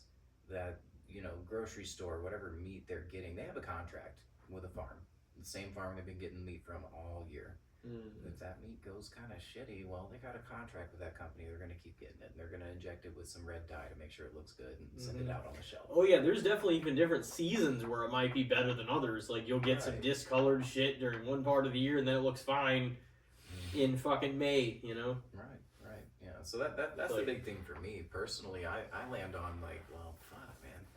After growing up eating all the fresh meat that came from like an actual farmer just got butchered up that cow like a week ago at best, that stuff came out tasting good. That was some tender steak. That was some of the better steak that I've ever had. And even going to restaurants, granted I'm not eating at some high dollar restaurants, so I'm sure there's much better out there than what I'm eating on a daily basis, but even restaurant meat, it just doesn't quite meet that standard. It's not as good. It doesn't have that much depth to me. So a lot of restaurants don't have that kind of meat though. no, You know, they're getting access from something that's even worse than the grocery stores a lot of the time. It is true though that butcher shops definitely have the best meat. Like there's no doubt about that. Like if given the option, for sure that's where you would and should go. Like I should get my meat there more often. Like I never really do, and I say that I want to. You know, Dude, I want to you could go get to like those shops more and do stuff like that. But you could get like I'm not saying you should do that. Like you'd have to have the freezer for it, but like getting a half a cow or a quarter of it, that's worth it alone because it'll feed you for months and months and months. People for do different- That, though. That's a much They have, better. like, That's a much contracts better with idea. Farmers where they'll be like they'll buy a half. Well, just as a or citizen, a you can side go of a buy the cow or shit. something. Yeah. You can buy like quite, and then it'll you can get a certain amount of steaks, a certain amount of burgers, ground beef, like get all different stuff. And I'm like, man, like that, like the older I get, like the more it sounds way better just to get it from someplace that it's gonna taste good, and like you're actually getting pretty pure like meat for the price you're paying. Because if you're gonna pay a lot for it, it'd at least help if it was the real shit and you know exactly where it's coming from and you can trust where the source is. And as far as cost effectiveness goes, that's the biggest factor of it for me at the end of the day. I mean, it's hard enough to feed ourselves, especially as young adults trying to come up in this world. Just keeping yourself fed is kind of a huge chunk of your finances. And when you're looking at meat, it's one of the more expensive items, especially if you want to eat some good stuff. So whenever you're looking at that, you go into Walmart and get yourself a pack of some small little butterfly steaks. You're gonna end up spending at least $15, sometimes up to almost $20 just to get 4 steaks. what the hell? You can go into that same meat market down the street, get the same exact package of meat and spend half that. And then on the subject of what you were saying too, as citizens, we can get an entire half cow or a whole cow if we want to. A quarter. Right, yeah, that's something that my parents used to do. Once we started getting a little bit bigger of a family and we were feeding me, my twin sisters, my brother, as well as mom and dad, and grandma, and grandpa, it was like, all right, we got to do something to make this a little bit cheaper because buying meat for everybody started getting pretty expensive. And we ended up having the luxury of living near some cow farms, and we ended up working out a deal with them. We'd buy ourselves a whole cow and they'd process that for us. We bought ourselves a couple deep freezers, and we'd take that whole cow, have it processed in a few different ways, like you were saying, ground and steaks and whatever. We'd get all that put into a freezer, and when you looked at the total cost of it all, we were spending exponentially less. Think about how much time, like, how many times you've gone to like Walmart or just one of the stores, and like you could spend $150 to $300 dollars just like that, and only a certain section of the stuff you got was even meat. Where you could pay even like, what is it, $700 for a whole cow, something like that, give or take, maybe more, depending. That would feed you for a whole fucking year. Right. Probably more than that if it was just you, but the more people, the more you're gonna eat. And it's just like, but the difference is kind of like what we were talking about with maybe like the insurance thing earlier. Do you want to just take like that right off the top and be like $700, $800, whatever? Or do you want to spread it out through multiple several $100 grocery trips over the course of the year, which you will end up spending more, for sure. In almost any way it adds up. Because you could spend the $700 in 1 month on food from the grocery store. Easily. You know? I mean, me as a single man with a dog and a cat, every grocery trip ends up making at least $300 to $400. And that's every week and a half, 2 weeks at least. I feel like for most people, it's gotta be at least once every 2 weeks. Yeah. And so when you start taking those kind of numbers into consideration, families, and like you were saying, a large chunk of that bill being just getting meat, because that's the base of a lot of the fucking meals that we make on a day-to-day basis. And that adds up so fast. And those families of, oh yeah, I got 5 or 6 kids on top of me and my husband to feed. I'm like, I can't imagine what your bill looks like at the end of the month as far as food and everything else. I just see that too, and I'm like, more power to people, man. But I'm always baffled when I see people that we even know, or that have like, damn, y'all got 3, 4 kids. How do you do it? Yeah. How do you do it? I can't imagine. You want kids someday or not? I know that's an out of the blue question. Yeah, I don't know. I mean, it's something with this market, bro, with this world. That's the big thing for me. That's what it comes back to. Like, if you're asking me organically, in my heart of hearts, do I want to have kids? Yeah, I'd love to have a kid. I'd love to create another being that's going to be a copy of me and whoever else it is that I decide to have a child with. I think that would be a beautiful thing. But do I really want to bring them into the world that we're living in right now? Do I really want to bring them into the struggles that we have right now? And that's the thing we have to consider too. The struggles we have right now are only going to be compounded by the time they get to adulthood. So it's just like, you really got to ask yourself, do I want to sign myself up for this kid to be dealing with all this shit? And if I'm asking myself that, the answer is no. I don't think so. I mean, I've struggled enough myself coming into this world and trying to figure shit out on my own. And I already know if I go to have a kid and that kid's really going to be successful in life, I'm going to be supporting him for a long time. And maybe it's selfish, but that's something that I personally, in my lifetime, I haven't even come close to reaching the goals that I want to reach yet. The last thought on my mind is trying to bring another life into it. You'd want to be like financially suitable and taking care of all your own shit, and then some, before you're like, okay, I'm ready to. At least that's what I deal. I know that's not what happens to most people or a lot of people. Right. Yeah. It ends up just happening how it happens for most people. That's like ideal, at least, to be like, okay, well, I'll revisit this one day if I'm like in a good place and I'm like, all right, like now I'm ready, But that tends to not be the way it works out for most people. Like that, by no means is a majority does it go according to like their plan kind of thing. You know what I mean? Right. I mean, maybe they want kids someday, but then they have them early. They have, something happens. Yeah. So that's what I think about. You know, I run into all kinds of financial woes here and there. You never know when one day your car's going to decide to kick the bucket, and now you're sitting here with no way to drive to work, and let's go ahead and stack a kid on top of that too. Yeah, that's going to make life easier. And that's something that I think is kind of, I'm sure a lot of people in our generation think about that. I'm sure it's tough. You know, a lot of people, they end up having kids just situationally, and it just happens the way it happens, and they got to deal with it as it happens. But for those of us who have been lucky enough to be able to make the decision of whether or not we want to have a kid, that is becoming harder and harder of a decision to make. it's what, like, the way somebody asked me before, because they're like, it was just a conversation at work, like maybe a year and a half, 2 years ago or so, and I was just kind of like, I'm like, what do I? I'm like, my answer about having is just that I haven't thrown it out altogether, but like I feel like day by day, month by month, you know, I kind of, my willingness to want to have one kind of decreases little by little. You know what I mean? Because of the way, because maybe not even necessarily every day, but like just as you see, yeah, it's a little worse. and you see more rough examples of like protecting those kids, seeing what sick people do to kids, see fucking, you know what I mean? Like the amount of like, and I know you can't just go around fearing the world either by any means. I fucking had it out for people that were acting like a goddamn lunatic during COVID. Oh, you're gonna fucking, you're gonna be fine. You're gonna be fine. That was very much. And guess what? People. You were fine. I worked in sales. That the entirety of COVID, I worked in sales, and every single day I was talking face to face with people, shaking hands, getting in their cars where they do whatever nasty shit they do on a day-to-day basis. Because everybody, let's be honest, your car's not the biggest place in the world. And you should have been washing your hands the whole time. Who was that new information to? Yeah. Wash your hands. Shut the fuck up. They were teaching us how to wash hands. It was like this. Okay. Sorry. And no, you're fine. But yeah, no, at some point I just kind of told myself, like, you know what?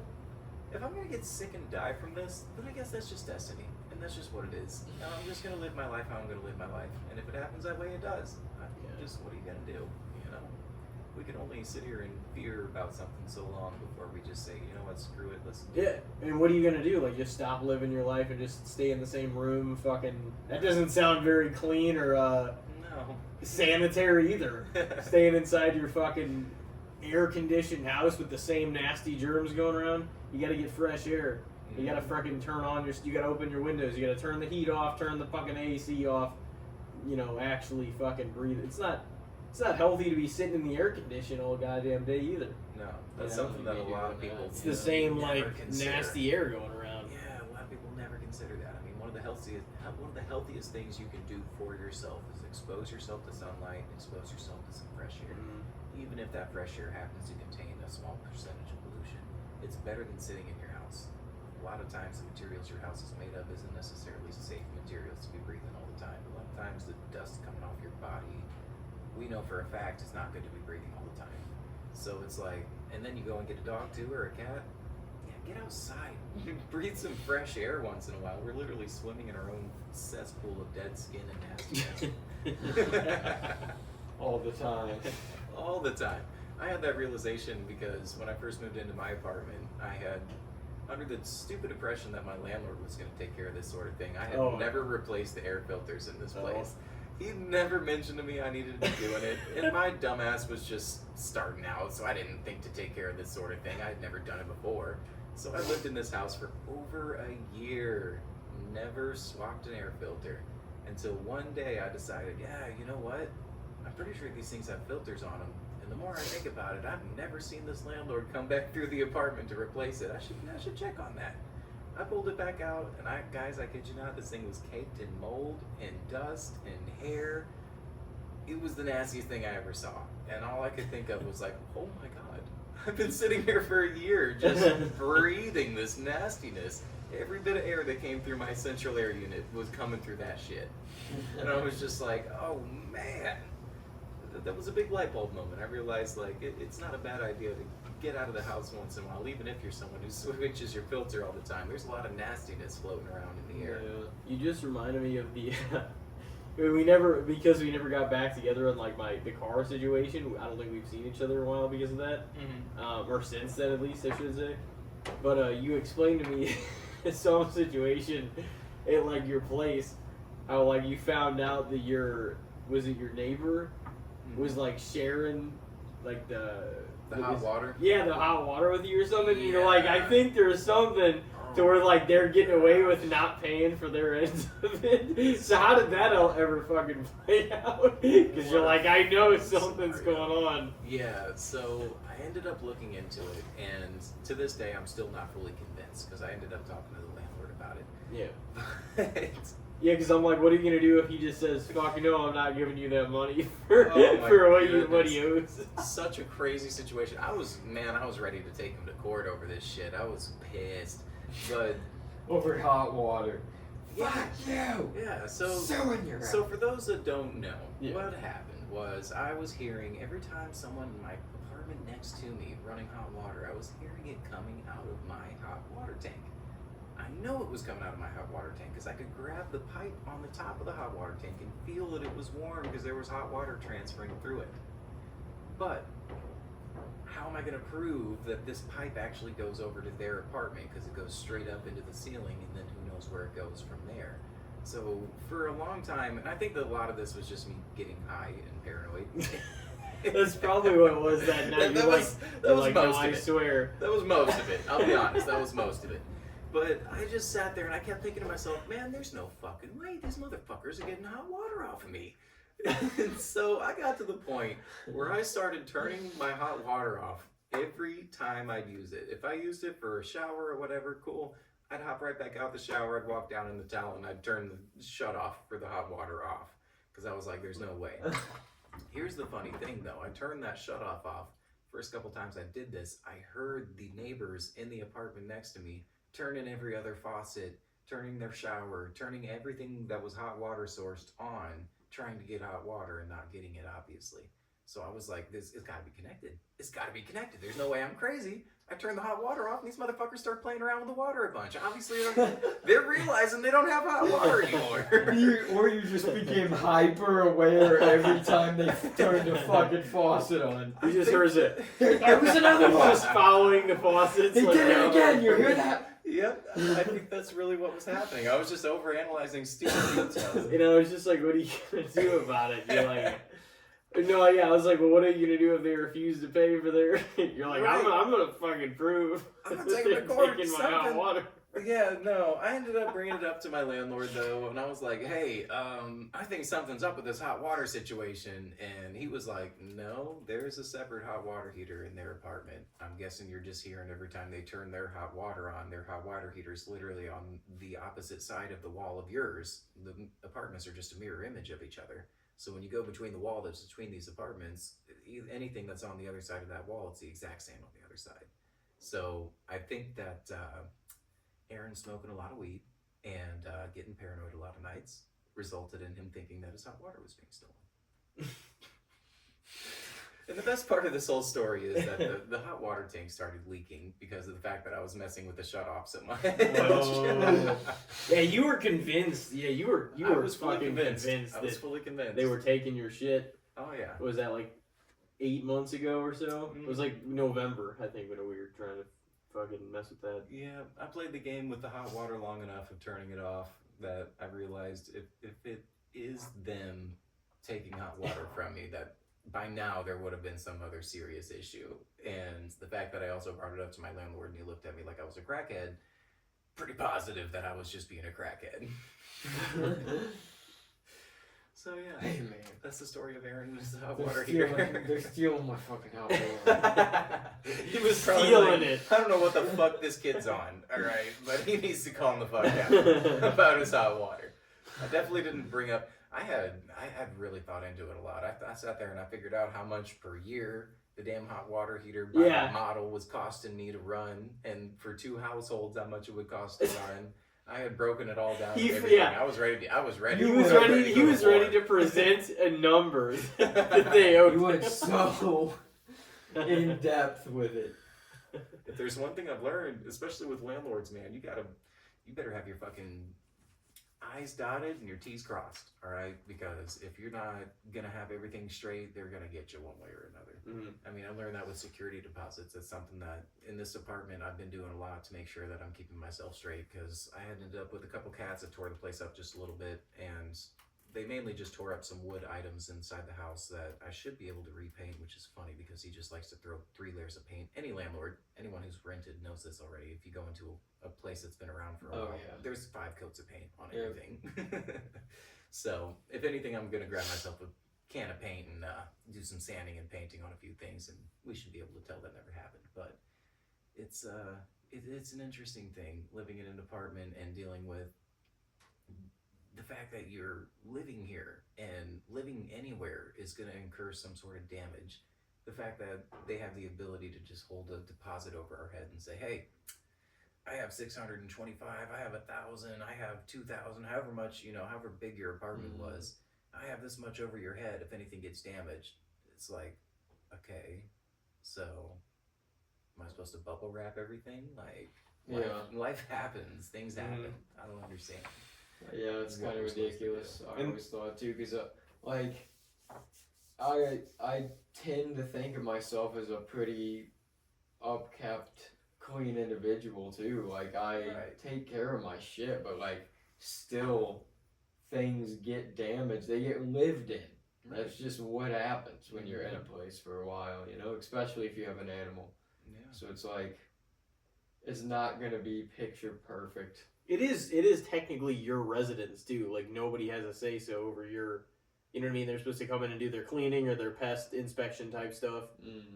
Put their traps out and everything. But it's your address. It's your place of residence. Like you're renting to live there. Right. You know what I mean? For the most part, within reason, it's yours to do with what you're gonna do. If you're gonna hang a fucking poster up and put a nail in the wall, fuck.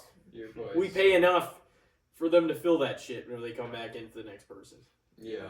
You think about it, because most leases you're going to sign are going to be at the very least a year, if not a half a year.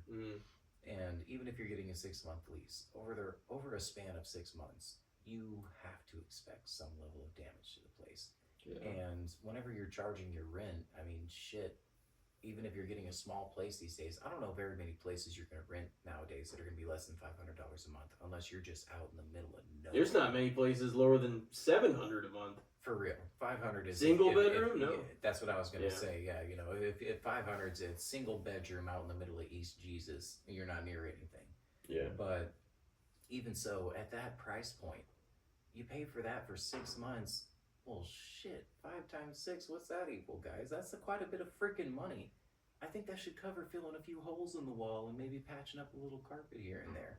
The fact that we have to go charge a whole nother month's rent and say, hey, I'm going to hold this over your head. If anything's wrong with this place, it's not yours anymore. And that's definitely more on the conservative side of how much it probably is. It's most places it's fucking not. It's even like south, like say places in Hillsborough or DeSoto or places with like not many people, even those places, most of them are not 500. They're way more. Oh yeah, I feel very lucky. It's a lot different than it was even a few years ago and 5 years ago and 7 years ago. It only keeps getting worse. When I first moved into the apartment I'm living in right now, I was paying $625, and if you fast forward to now, this has been, what has it been? 4 years now, at least 4 years, probably pushing 5 now. I've been living in this apartment. And if you fast forward now, I'm paying $725 a month. It's gone up a whole $100 in rent. You've lived there since 2019, haven't you? Yeah. So it's been a hot minute. It's been over 5 years then. Damn, time flies. But yeah, you look at that, and over that time span, $100 of rent has been added to the price. The place hasn't changed. It's still the same place I'm living in. What am I paying more for? That's how I feel about my place. I'm in the 3rd year of the lease now, and it's like I said this on a podcast previously where it's just like, bro, if I'm paying my shit on time every month and I've been a loyal fucking customer or resident or whatever the fuck I am, to where I'm reliable and you're gonna get your money, shouldn't it be that you reward me a little bit after the year and it's a little bit cheaper the next time. It's like I know the economy changes and things like that, but it almost feels like you're shafted even further when you do everything that they want you to do in that aspect of paying on time, paying the amount they tell you, the pet rent, all the shit you pay for. And then the next year they're like, okay, well that was good. Mm-hmm. It's going to be $35 more this year. It's but like, see, here's what they do, and this is pretty much exactly what they do. We know it's not easy nor the most convenient to just, live place to place to place every 6 months or every year or every whatever. So what they do is they make it just enough more than it would have been on your rent, but not enough to get you to move out again and pay all those, unless you have a really good reason to. Right. But they're not changing it enough to where it's going to make you, fuck, be like, you're throwing a fit over, they raised my rent $20, fuck, I'm moving. You might do that eventually. Where are you going to... a certain point where you're like, well, now I'm paying much now where I could get another place. That's why they only do it incrementally for the first, especially several years. It takes years and years for it to really build up to make a huge... And by then, most people are going to be making more than they were 5 years ago.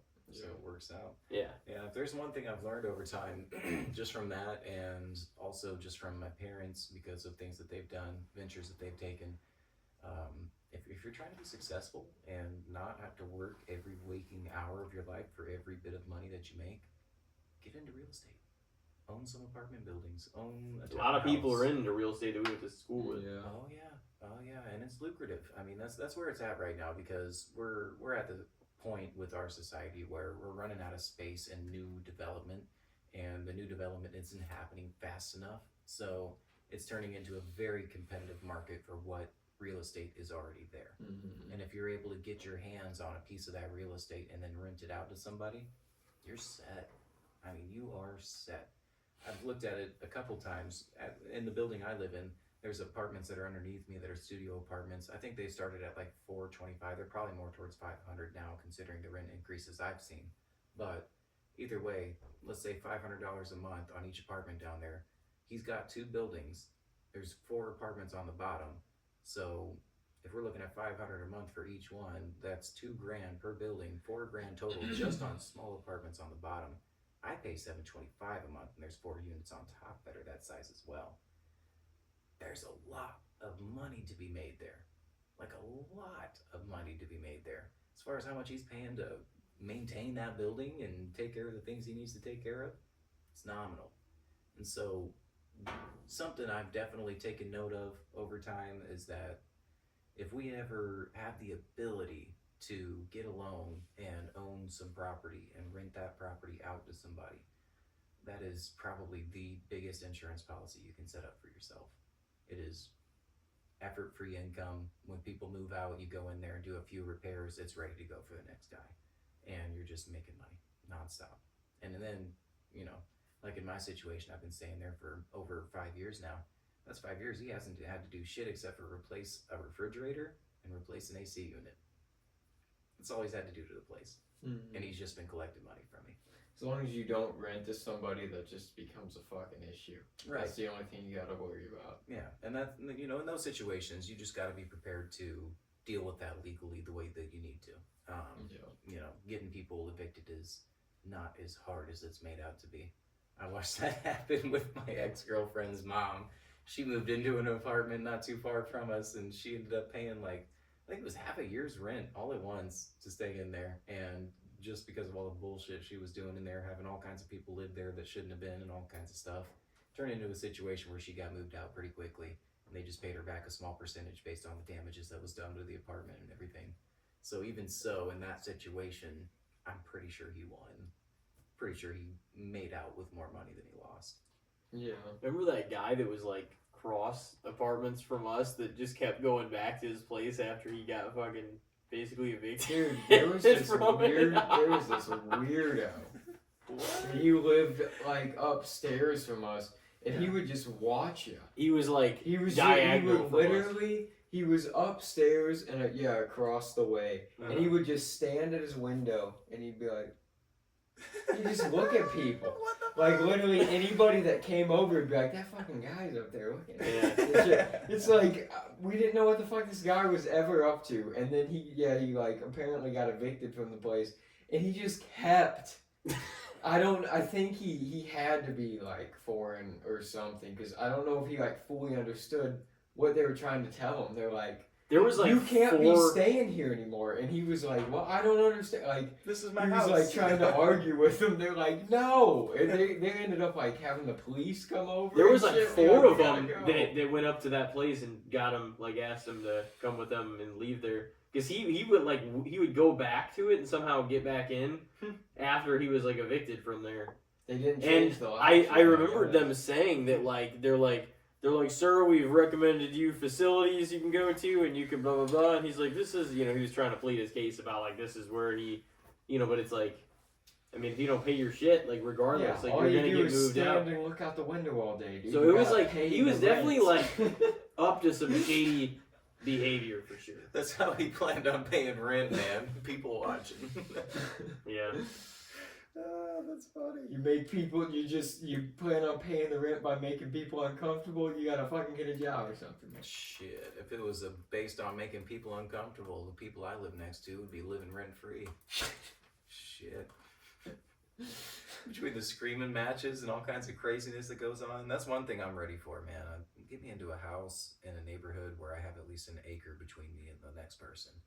Because I am tired of living right on top of people at this point. Yeah.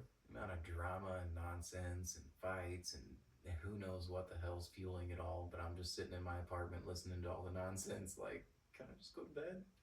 It's 11 o'clock. I need to go to sleep. I'm trying to be up at like 5 a.m. and y'all fuckers are out here hooting and hollering, screaming at each other. Cops are showing up every other day. I'm just like, good God. I understand the rent's cheap here, but don't act like it.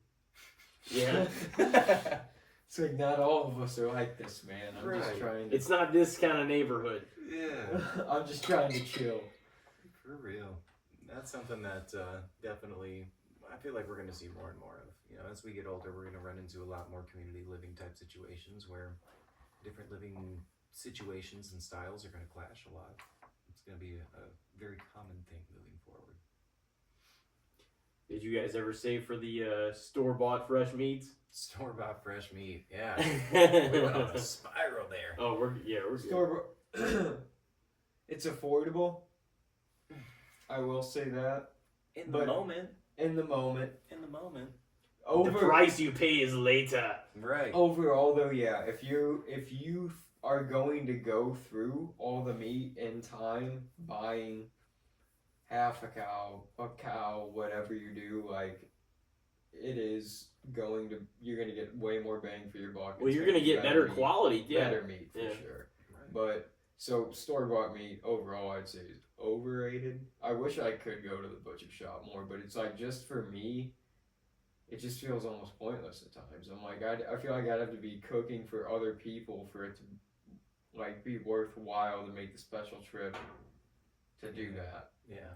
Could just get a little bit. Could Yeah. get different types. I think you can ask for like the certain amount of, if you want stuff divided into like patties and fucking steaks and different little, pork chops and all that kind of shit. Right. But I mean, I should fucking go too. It is better quality, there's no denying that. Right. I think that my final verdict on it's probably going to end up being not the shits, but bad. I think it's bad overall. Think it's overrated? I think it's overrated, and I think that it's good for the people that, like me right now, that aren't doing super great on the budget. You need to just go pick up some meat to be able to eat this weekend. You want to have a couple steaks. Yeah, that's fine. Oh yeah, I'm not even saying I'm above it. I'm just saying what is your guys' opinion of it? Yeah. Because it's like, because I find myself buying some of it too, and that honestly is the reason I wind up, because I'm like, oh, I already need this. I want some drinks. I want some water, some chips, and this. And like you're already there, so you're like, I'll just grab some meat too, because then you get everything in one place, and then you don't feel, But it's also because we're not on that line of thinking regularly. I'm sure if it started being a thing where like I'm going down to the butcher shop, getting my shit, then you'd probably start liking it, and you'd probably keep going back. But it's like until that gets broken, then you're gonna kind of keep bending to the convenience of getting it from the same that's store how you it get from goes, everywhere yeah. else. That's another question you have to ask yourself too, though. You know, not everyone has easy access to a fresh meat market No. like that. You know, sometimes you have to drive 4, 5, 6, even Schnucks- 10 miles out just to go get that. So, are you negating the savings and gas Yeah. costs? Like what I realized too is I'm like Schnucks actually they have all those types of meats like on the shelves and different deli meats, stuff like that. You can also go up to the deli, but they also have like a fresh from the farm kind of market like within the Schnucks. So I'm like, well, that's kind of but that was what I was pointing at earlier where somebody was like, oh, this is all the real shit and what the hell is all this kind of thing. Right. So I'm like, it was kind of irony, and I saw like the joke in that because it's like you're surrounded by all this food, but this is claiming to be the fresh of the whatever food. It's like, well, I appreciate it. You got this and this kind, but it's like, what does that say about all the rest of this? If this gets such a specialization part of the store, you know what I mean? Fresh seafood and the other Yeah. seafood's right there. In what we were doing, like I think me and you were talking about it before, but it's the same thing as getting. You don't have to be weary if you're getting it from a place with like a farm nearby that they may have a contract with or whatever. If you're getting seafood on the coast, well, that's fucking trustworthy because it came right from the fucking ocean. Right. You know what I mean? It's right there. When you're standing here in the Midwest, in the middle Yeah. of Missouri, like, yeah, let me get some fresh crab We're getting legs. we're You getting have to some of the ask fucking yourself. we're getting some of the residual shit Right. that some of these other How parts fresh didn't is want. that? Yeah, I mean, red lobster crab legs, they're fire. Maybe not the freshest. No, probably not. Let's be honest with ourselves. Everything that tastes good though, sure as hell's not fresh. No, that's true. Just because it Dude, tastes damn McDonald's good doesn't tastes mean it's good. the best. Oh yeah, it does. But far, far, far from fresh. Yeah, they are good. What's your favorite fast food restaurant right now, at least? That's a hot question. I would say, I don't know if you even consider them to be fast food. Do they got a drive-through? No. That'll answer your question. No, yeah, so I guess they're not fast food then, so I can't consider them. McAllister's, if anyone was wondering. But, Well, that's good. yeah, it's some damn good food. And I feel like it's relatively fast. It's almost as fast as fast food.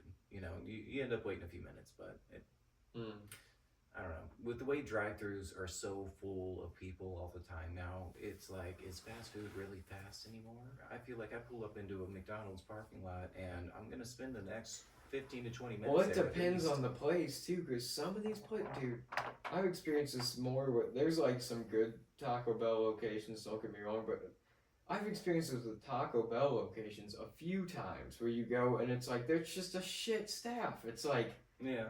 there's nobody here. Right. You guys tell me to pull around and I'm out here for 15 minutes.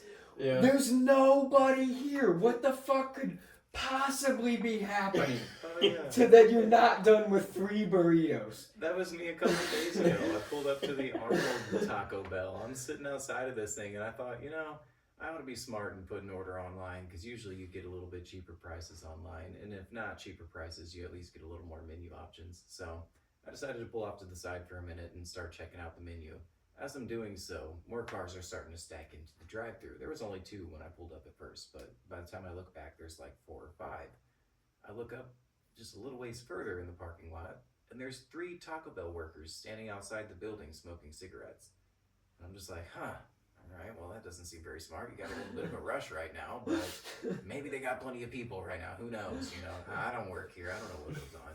So I sit here for a couple more minutes as I'm going through their menu. Basically, I'm trying to find if I can find a quesarito, but that's besides the point.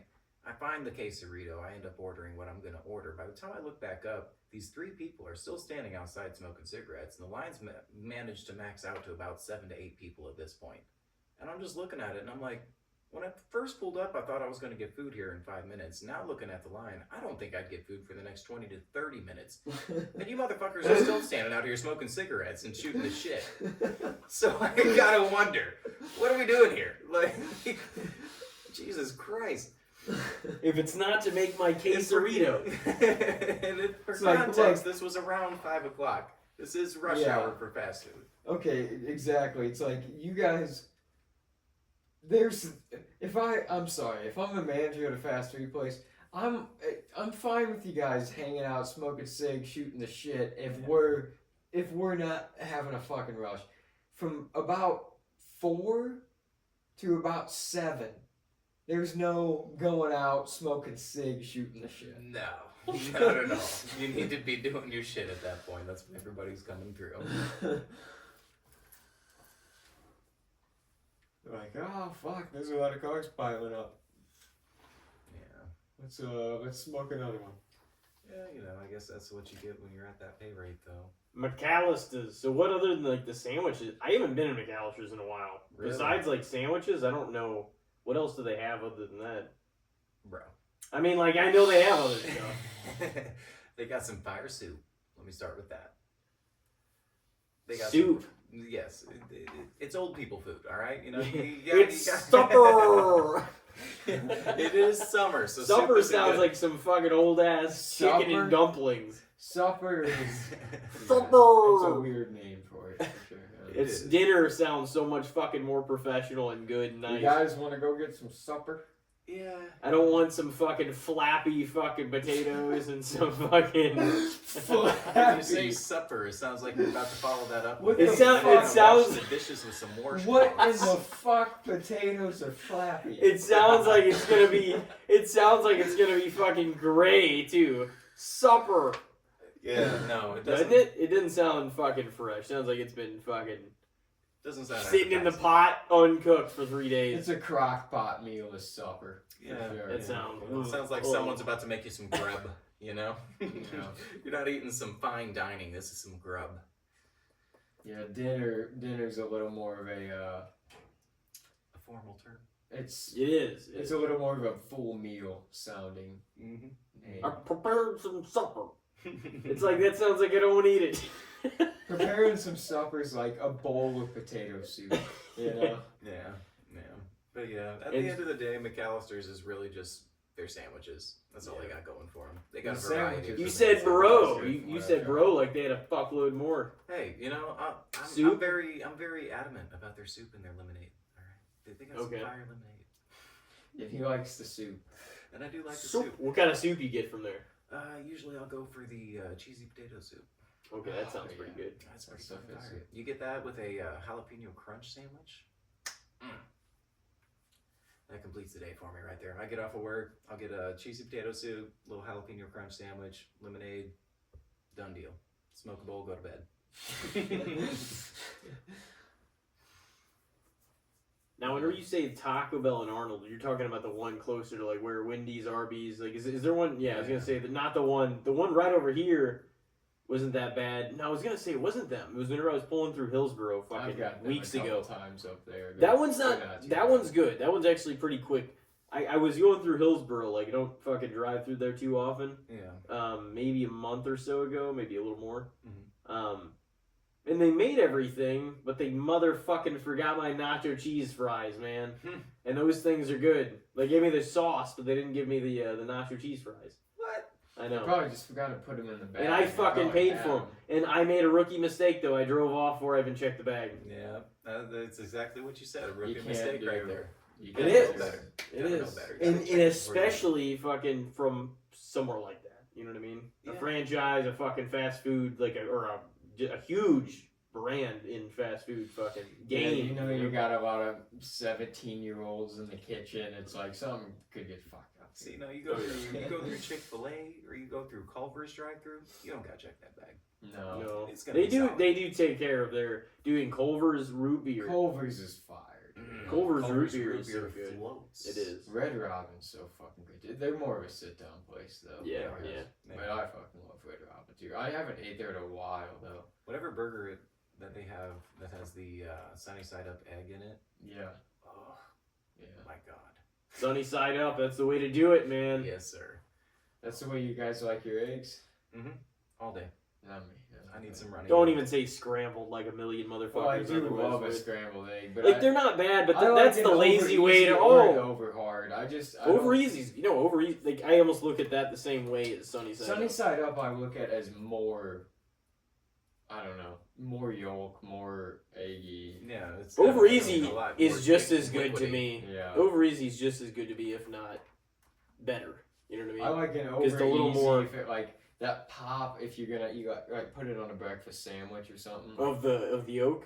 Yeah. Yeah. Like No, I like that squeeze too. it. Well, and it tastes more like it was cooked and flavorful in a lot of senses whenever it's over easy too, because Yeah. it's a fried egg. Mhm. Scrambled. No, I don't have anything against scrambled, but I my like problem scrambled is eggs. everybody like it's not. Oh, it's no. It's just the easiest to make, and then it feeds like fucking 15 people. True. That's why it's. Throw some cheese. That's the thing, though. Throw some shredded cheese. could make and an some omelet. Scrambled eggs. It's so fucking good and easy. Toss some hot sauce on top of it when it gets out. Scrambled eggs is really just the easiest. But like if you know what you're doing, you cook one on the stove, you can fucking make them really good. See, my Yeah. favorite is just to go for an omelet, though. If you can make an omelet, I like breakfast sandwiches so much. With like you get the same effect with egg, an omelet. yeah. Well, yeah. Kind of, because you can combine anything into an omelet for real. That's the You funny could thing. slap an omelet on like a bagel and fucking, you know. Yeah, you can get Eat creative it. with it.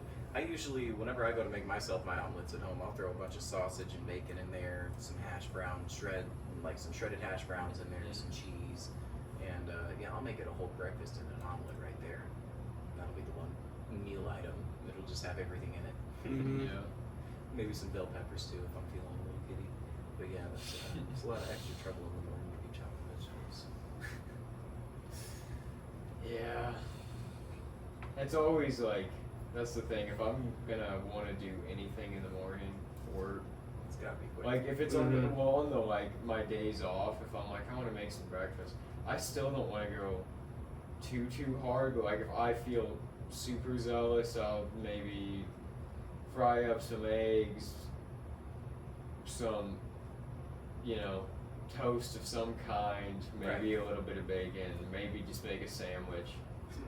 An almost And grand that's slam fine. from Denny's. Yeah, and I love, dude, a grand sandwich. Denny's oh is my super fucking good. God. Denny's has came through. Denny's is literally a lot of me and nights. My girlfriend go there probably once every couple of weeks. Denny's. Here's the thing about Denny's, man. It has came through on a lot of nights. I'm sure for all of us, like at the fucking ass crack of dawn, like late night, 2 a.m. shit like that. Same It with is. Waffle House. it is That's what I came- was about to say. Yeah, it has Yeah. came fucking through, man. Denny's, like, that's the place. After some shit goes on, you go out for dinner, you go see a movie, you do whatever. Like, Denny's is such a great place to, like, go after. See, I feel like You Denny's know? is where you go if you've had an eventful night. And Yeah. You feel like you've had your fun, and then You're if you trying to had a wind night down. yeah. And then if you haven't had quite enough fun in that night, go to Waffle House. You may catch a fight. You know, I mean, you may catch some crazy Or- drunken nonsense. You never know what you're going to see in a Waffle House Or compared to a some Denny's. character. There's gonna Waffle be a House is character way in there. more, what's the word? Over the road. You gotta be selective It's, here. no, it's way more, It feels like a truck stop, kind of. Like, yeah, it's like, yeah. The old school diner kind of feel. Yeah. It's like, because there's a lot of, like, especially at night, there's a lot of over-the-road truck drivers and, like, drunks. in It's there. more of the fucking hood rat like, fucking, breakfast place late night.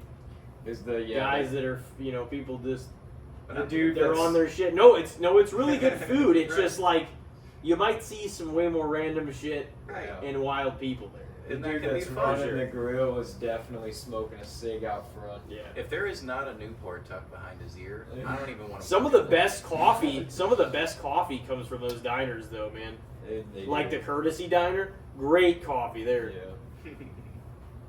But you can create coffee if you know what you're doing. It's not that The hard. Donut Drive-In has pretty damn good coffee, too. Mm-hmm. Donut Drive. What's that? It's off Chippewa. I feel like most donut Kansas shops City. have pretty good. Oh, yeah. Coffee. Especially a lot of the local Because shops. those things go hand in hand so much. Yeah. Fucking goddamn donuts and cigarettes do for some people. Cigarettes and coffee. Your do to some donut? people Yeah, that just yeah. always made me shit. Yeah, that's a recipe for shitting for sure. That was my military combo, man. We used to eat so many MREs whenever I was in the National Guard, at least through training. Once I got into my normal service, it definitely wasn't that as much, but all through training, they will just as soon give you an MRE before they'll go through the trouble of trying to make sure they get you to chow hall on time. So, yeah, you would eat a lot of that, man. Good Lord. Nicotine and caffeine in the morning were the only things that were going to exude that from your body because your body did not have the natural ability to process what was in an MRE. Just a vacuum packed, powdered mess. Yeah, and you know, the cool Pour thing, some hot water on it here, and the cool but disturbing thing about MREs is those things are shelf stable for years. Years, and it has all the nutrition that you need. Kind of a crazy thought. It didn't taste great, but it filled you up, I guess. like, fuck it, you guys don't need to be eating delicacy shit right now anyway, so you try to Straight up. Yeah. I mean, that was eat this powdered chicken in a bag. that was the interesting thing about a lot of those meals. I mean, if they did include some sort of meat, it was the actual form of the meat. The way they would preserve it, though, is there'd be so much sodium. I mean, Oh, yeah. Yeah, I mean, they would just Oh, salt yeah. preserve everything, and that's how they would pretty much get it to last So, like, forever. Spam was big in World War II for, Right. like, vets and shit. Right, same thing, same exact thing. A lot of the meals, though, you'll find, especially these days, because it's gotten more prominent with more people being vegan and vegetarian and stuff. You'll find that in any box of MREs you crack open, you'll get at least 4 or 5 in each pack for the day of vegetarian and vegan meals. And if you're not a vegetarian or vegan, and there doesn't happen to be any other vegetarians or vegans in the group, guess what? Once in a while you're eating those vegetarian and vegan type meals. And with those, they didn't have to worry about putting any meat. As far as preservation goes, those meals were the easiest. So you found, or at least I did, as I went through training, that there was more and more of those in the variety. And I think they were definitely leaning, I think eventually they would probably lean towards mostly plant protein and, you know, stuff that's going to be able to sit on a shelf for actually ever and never go bad. Yeah. Which, God, I'm glad I'm not in the military anymore, because I can't imagine eating anything worse than what I had already. Yeah, that sounds even worse. Just plant protein powder. Oh, yeah. I just recently, speaking on breakfast being like quick and easy and stuff like that, this is not a brand plug by any means because I'm not getting paid, but oats overnight is something that a lot of people should look into. I started using them a lot more, and it's really nice because you just mix up. They give you little packets of oatmeal, and they're all flavored different kinds of ways, but you got fruity cereal flavors, apples and cinnamon, peanut butter banana, all kinds of really good combos that are kind of basic flavors that you can't really go wrong with. And I really like those because I just mix the milk in, shake it up, and throw it in the fridge. And then in the morning I can drink that like a protein shake, and it gives you, most of them have at least 20 grams of protein, if not a little bit less, depending on the variety you go for. Some of those are plant-based proteins, some of those are whey-based proteins, so you can be selective if you are someone that's vegan or not. And talking about easy for breakfast, all I do is pour some milk the night before, and then I grab that bottle on my way out the door, and I drink that, and I'm full up until lunch. So those things are freaking great. Oats overnight. Oats overnight. Damn. Nice. You guys about ready to call it? Yeah, I'm getting It's there. getting late, yeah. Mm-hmm. Fuck. Working men. Oh yeah. Those Get our early sleep days, in. man. Yeah. Um, I think all of us wake up kind of early in the morning. I know I wake up at least at like usually around 5 a.m. And then Yeah. you guys are just about as early, if not earlier. yeah. Ugh. Back to it. Back to it. But well, damn. I mean, do you have anything you want to add? This has been your first solo episode in definitely over a year. Yeah, it's definitely been a long time. It's good to be back on the show. You know, I definitely enjoy shooting the shit with you guys and having a good time. It's a little bit of an upgrade since the last time you were up. You were Yeah. on here too. Yeah, you know, having the headsets and the microphones, the audio quality, I can tell already is going to be great. So. If there's one thing you know, it's audio quality. Yeah, 100% working Yeah. in the car audio industry as long as I did. Damn. Yeah, I don't think I have anything else to add. I'd say that it's been fun. I'm glad to be back again, and hopefully you guys will have me back again for another episode. Oh sometime. yeah. We'll have you back on next year for another one. You'll You'll be have a fucking yearly up. more than welcome. We'll have to get you on. So what do we do? 83 with you, and then now 138. Yeah. So we'll have you back for 831. I was about to say, I'm going to have to wait a long time if we keep going the pattern we're going. Let's hope it's not We'll that see you in like 9 years. Oh my goodness, that'd be funny. Yeah, we'll reunite at 37 and do the next one. Oh my god. Oh, If you shit. guys are still running the podcast then, I wouldn't be surprised. Damn.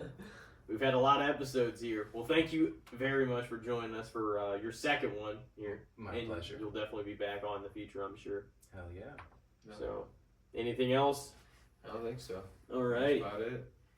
Well, ladies and gentlemen, this has been Arron Beaver on his second solo guest appearance. And Thanks everybody for tuning in. yeah, thank you very much. Thanks for being here, Aaron. It was a Yeah, pleasure thanks, having man. you. Yeah, see y'all It's next good time. times. Alrighty. Well, ladies and gentlemen, have a great week. Take care of yourselves out there. And we will see you next time.